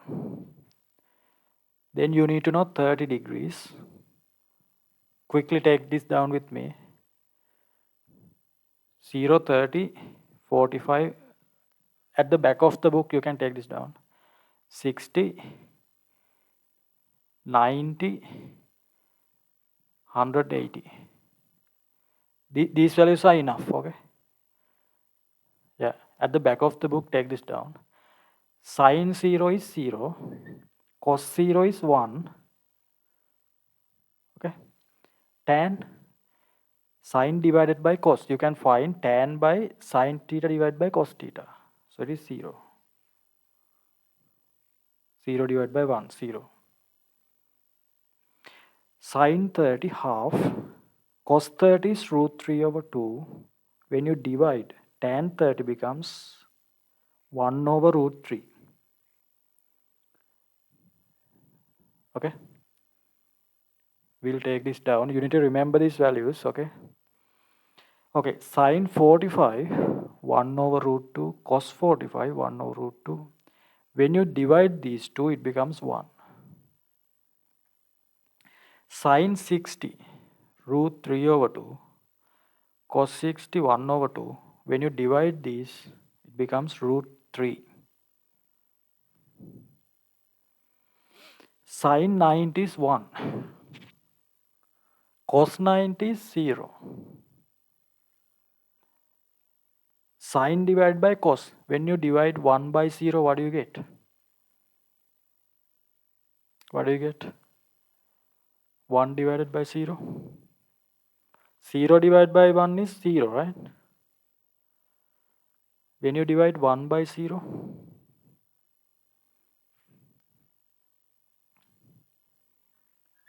infinite. When you divide 1 by how many zeros to a 1, it is like infinite, right? Infinite.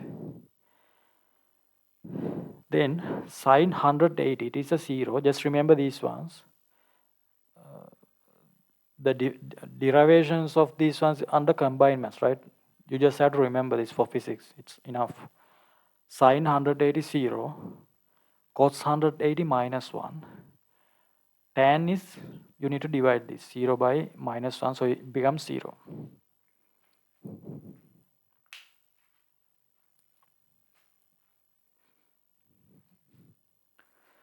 Okay, quickly take it down at the back.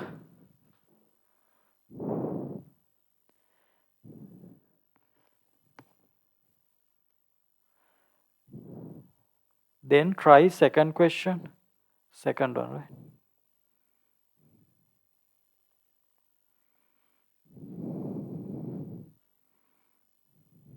Second question. Before trying that, tell me what's the angle between those two vectors. What is the angle between them?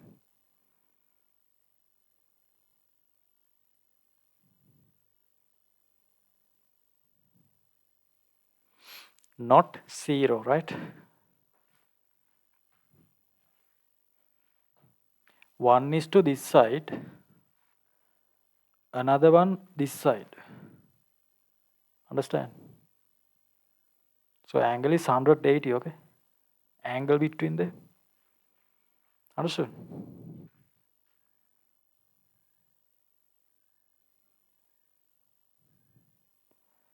So you need to substitute 180 as theta.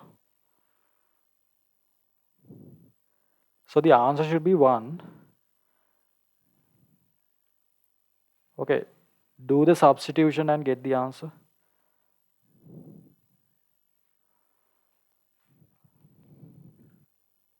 Let me know, thumbs up if you got the answer, right?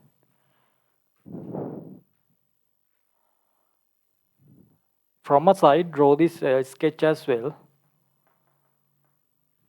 So you already know the direction is to this side, right?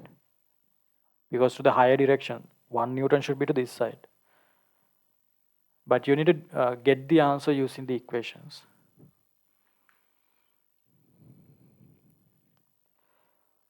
Find find R and alpha values. If you are done, thumbs up.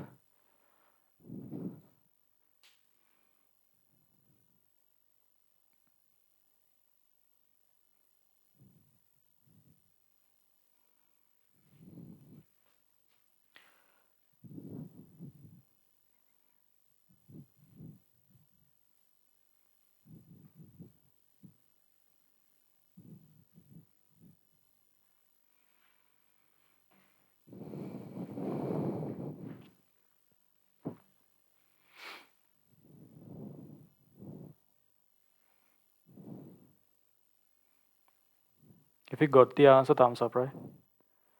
First write the equation, then substitute, then get the answer.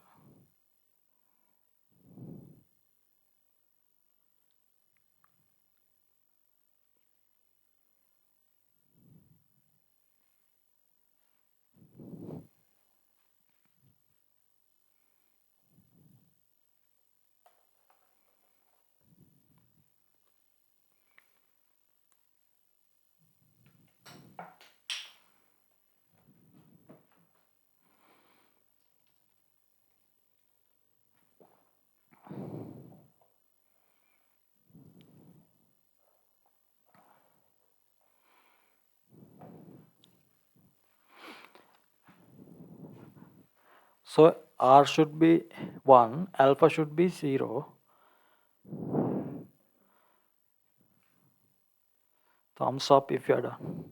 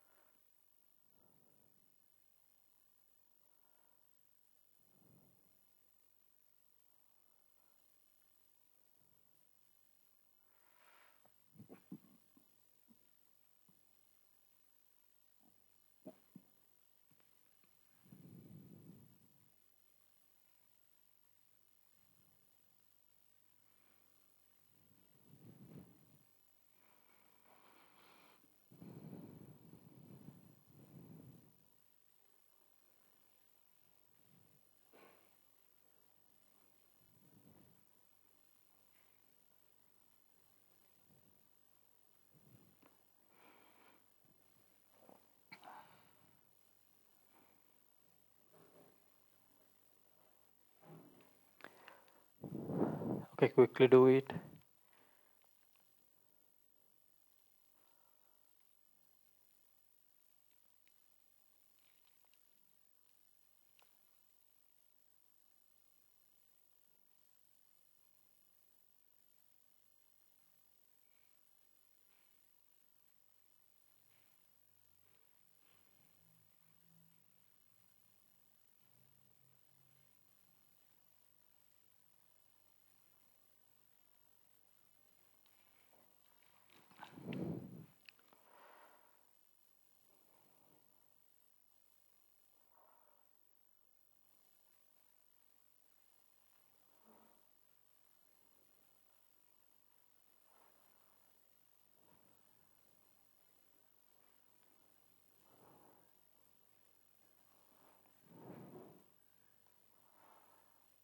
Done. Did you find R?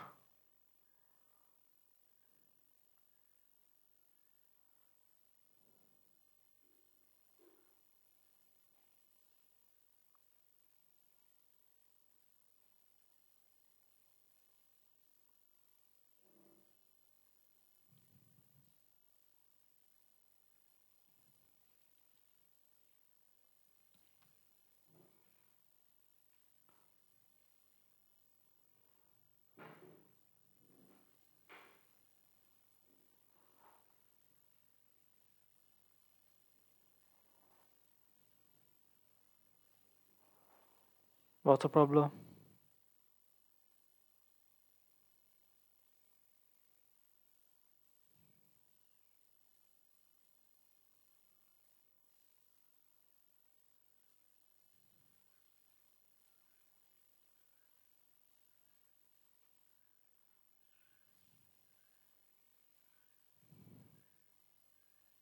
Answer should be 1, right?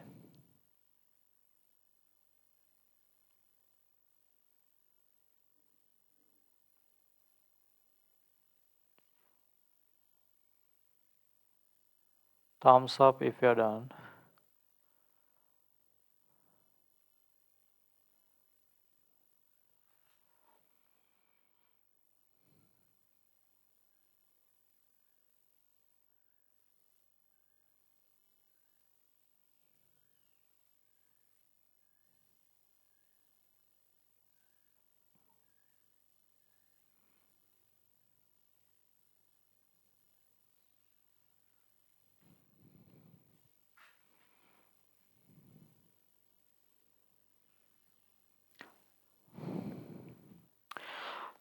Right. So we have 5 and 4, right? So 5 is squared, 4 is squared plus 2, 5 times 4 times cos 180, which is minus 1. Here we have 25, 16 minus 2 times 5, 10 times 40. What do we have here? This is 25 plus 16. What is the value? 41, right? 41 minus 41.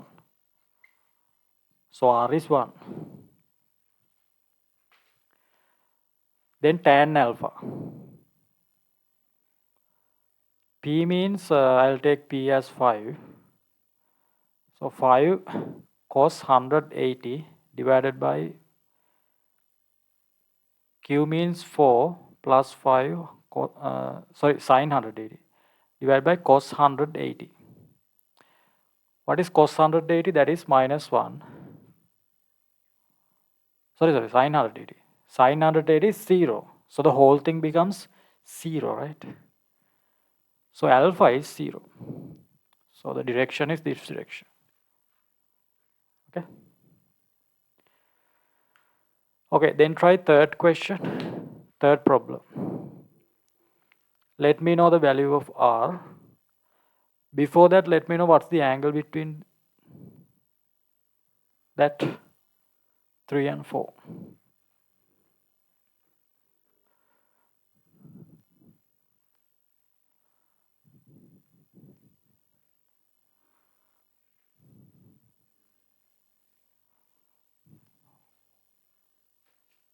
Yeah, angle is 90, right? Okay. Right. Quickly take R value and alpha. Let me know.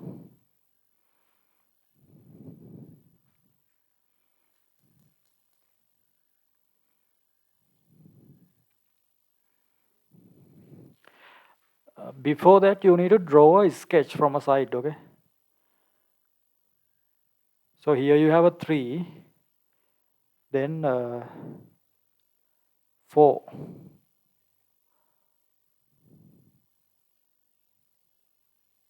So that parallelogram becomes a rectangle. Here you have alpha. So you need to find R and alpha. Before doing that, draw this, then find R and alpha. Let me know the answer.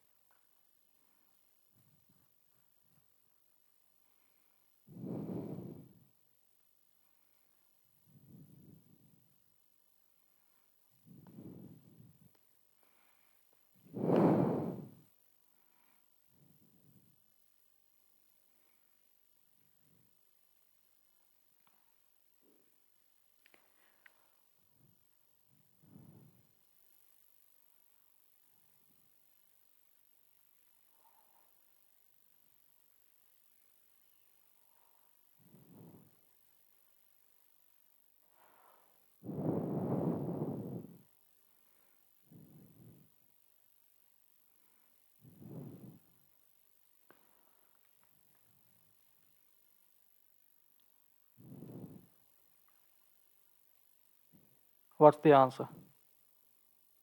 R value.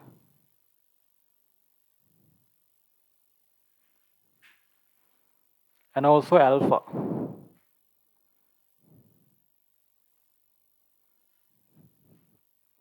Yeah, it is 5, right? Cos 90 is 0. What is alpha? Did you find it? What did you get for tan alpha? Opposite divided by adjacent. Opposite is 3. 3 divided by 4.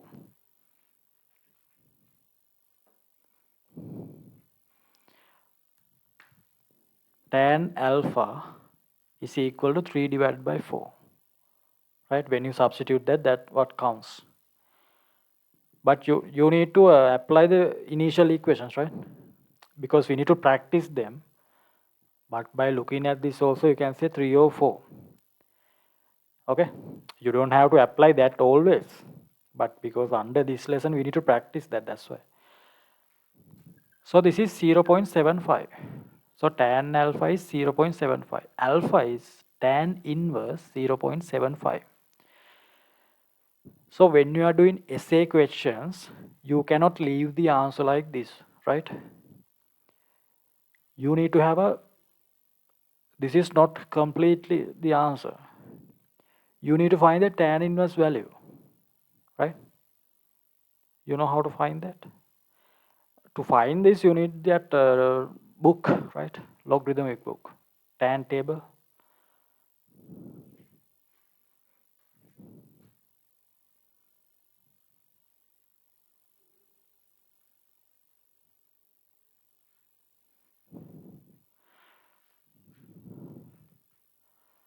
No, you need to take 3 as this one, right?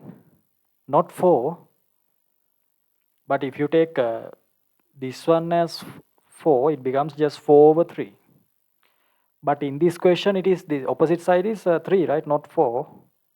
It is wrong if you took like that. This is P, this is Q. Okay? You know how to find the inverse, tan inverse values? You know? Do you have that book with you? Logarithm book? Do you?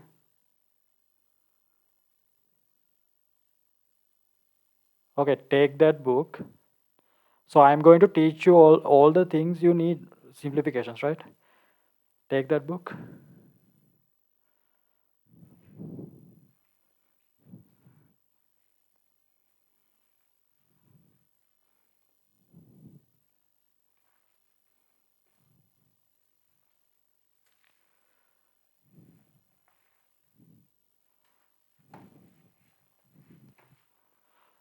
Right. These are useful for the all the calculus. That's why I'm taking time for this, right? You okay? Turn tan table, right? Not logarithmic tan, natural tans, right? Make sure it is natural tan.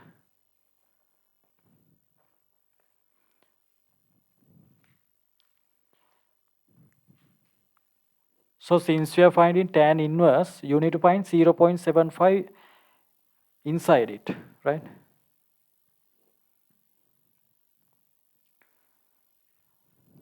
Closer to 0.75. What do you have?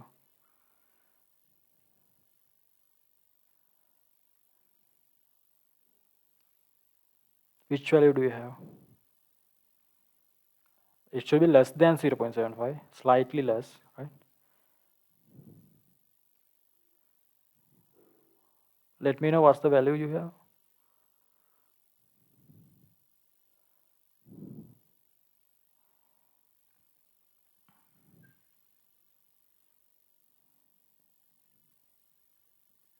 0.7490. Yeah, okay. Then read this value. 36 degrees, right? You have 36 degrees. Here you can read minutes. 50 minutes. You have 50 minutes. Then there's a 10 remaining. So if you add a 10, it becomes 0.75. But you have 9 here.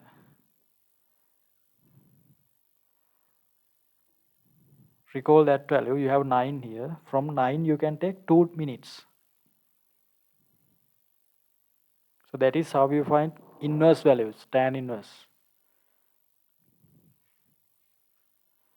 Yeah, 30 degrees. What else? 50 and there's 2. 52 minutes. So this is the procedure. You need to have the correct procedure. Yeah, 52 minutes. So you need to practice doing this, right?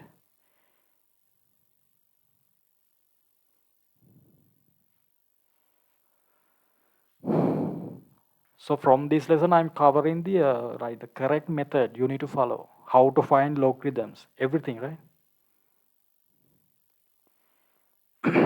36, 52. So what is alpha? 36 degrees and 52 minutes. You need to give the final answer like this in essay questions. Otherwise, they won't give you marks for the answer, right?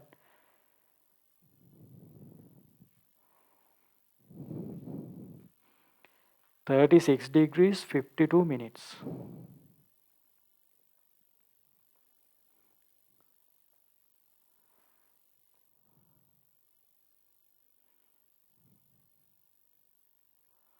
Done, right?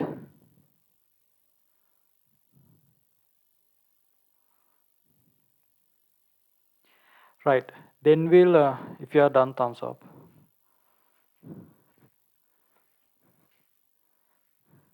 Right. Then we'll do a one more question.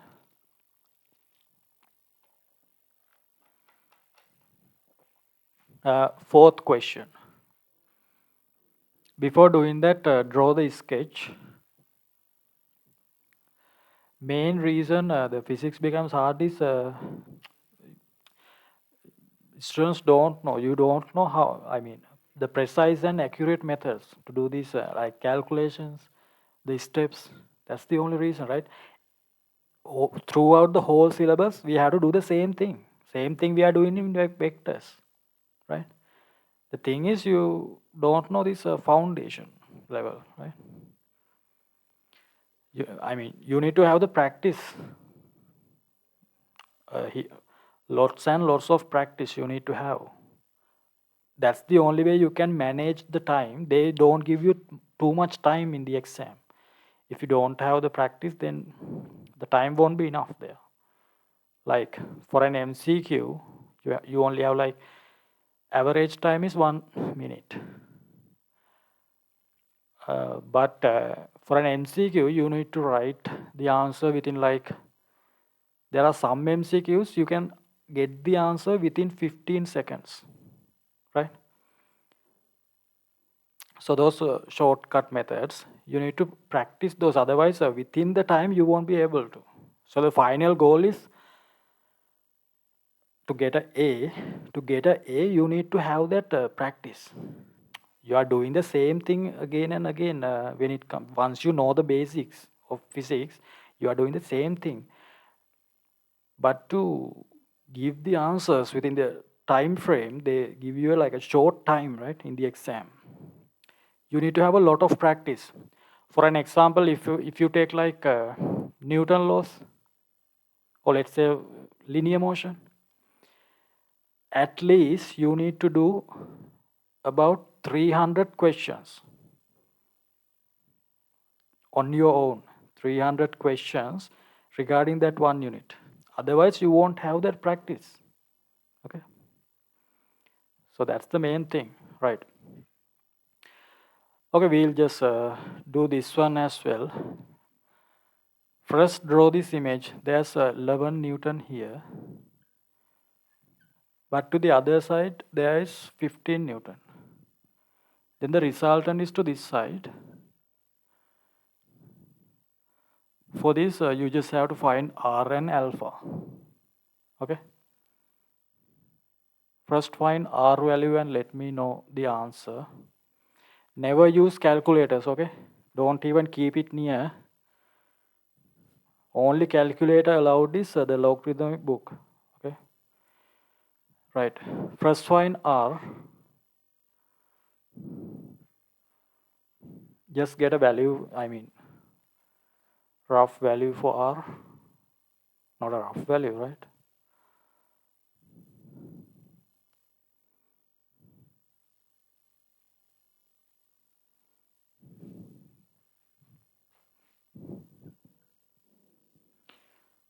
Eleven is squared, 15 is squared, plus 2 times 11, 15, but this is cos 90.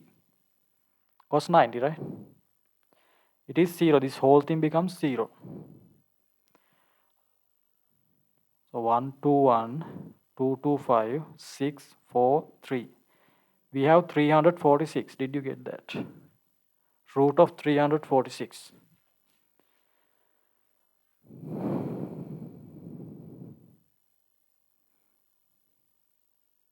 Did you get that? 346 root? Thumbs up if you did.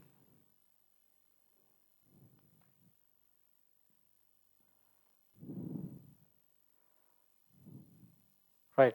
You can't leave the answer like this, right? 346.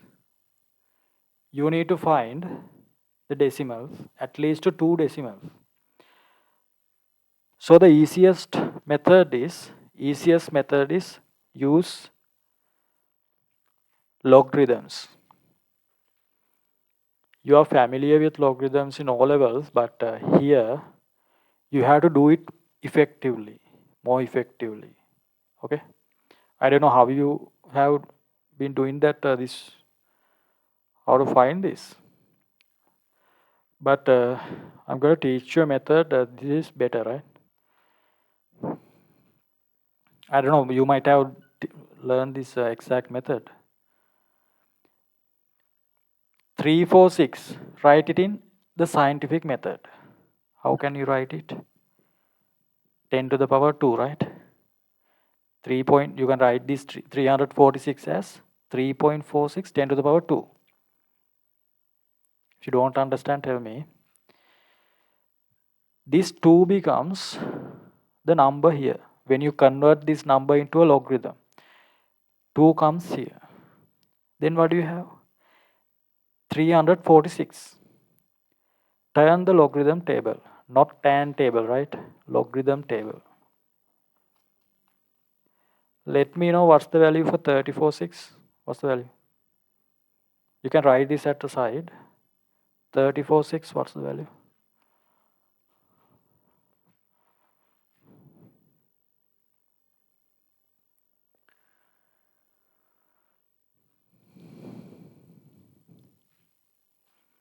Five three nine one. Okay. 5391. 2.5391. That's the value, right? So you go not, this is not inverse or antilog, right? You go like this to the middle of the table. 3491. So it is 2.5391. Since you are finding a root, you need to divide this by 2. What do you get? 1.5 divided by 2, 2. 13 divided by 2, 6. 1 is remaining. 19 divided by 2, 9. 11 divided by 2, 5. Right? You got a value. Of this value, you get the antilog. You need to find this number in the middle of the table. 2695. Where do we have that? 2695.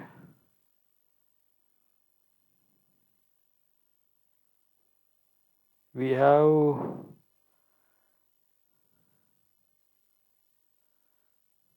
yeah, we exactly have the value, right? 2695. 18.6.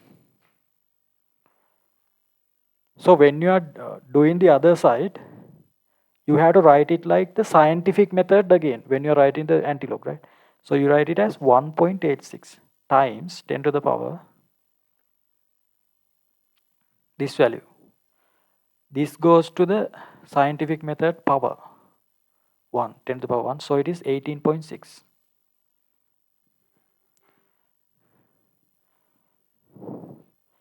They don't give you marks for doing this, right? This is the calculator available. They give you marks for the answer. But to get that, you need to be able to do this like quickly. It comes with practice, okay? Like in O-level times, you can't use so much time doing this. You just have to get the answer quickly. Okay? Okay, take it down. Yeah. Yeah, 2.53.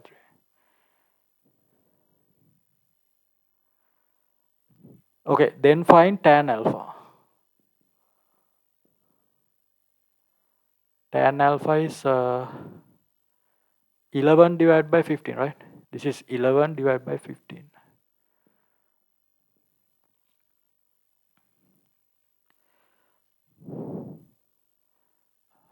For this, you don't need logarithms, right?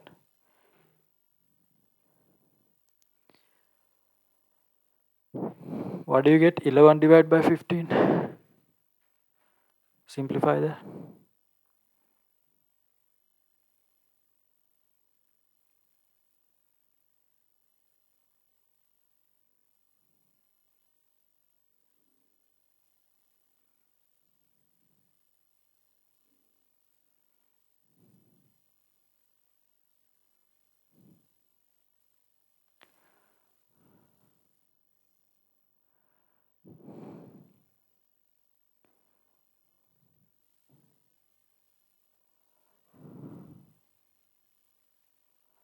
Zero 0.733 something, right?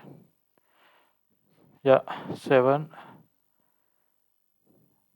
tan inverse. You need to find this value 733 from the table.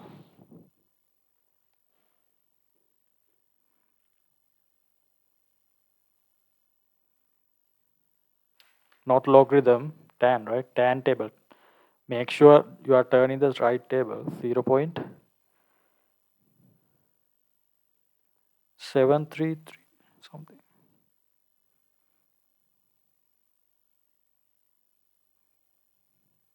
What's the value? What do you get? Tell me. 36, 10 minutes.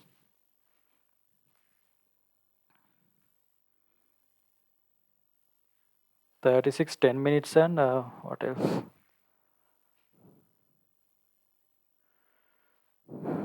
4 minutes, right? Okay, yeah.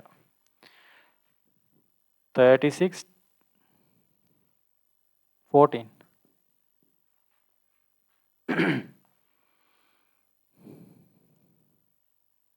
Sahasra, did you understand that? Right. You need to do this a lot of time, right? Then only you will get. So if you don't do these calculations at the exam, you won't be able to do that, right? So at home, you have to do these on your own actually. That's the only way, right? Then only you will, under that pressure, right? Then only you will be get able to get the answer, correct answer within a short time, because time also is a key factor in the exam, right? Just knowing the fact is not enough. You need to give the answer within the time frame. Okay. So for that you need a lot of practice. This is not like O levels, right? So to go for an A, you need a lot of practice, right? Right. So we discussed how to use a logarithm, how to use find the angle, right? Those stuff, right? So there's a remaining part in the vectors. We'll do that in the next day, right? Because I need to cover all the calculations. I'm not going to do these calculations again as we are progressing, right? We cover everything from this unit. Okay. So at the next day, by the next day, we'll be able to finish this whole part. Then probably start linear motion part. Okay. Right. So so at home, just try to derive that. So before coming to the next class, you need to derive those expressions on your own. You should be able to do those, right? Don't forget that all this stuff when come to the next class. You need to revise those stuff again. Okay, right. So we'll see you on the next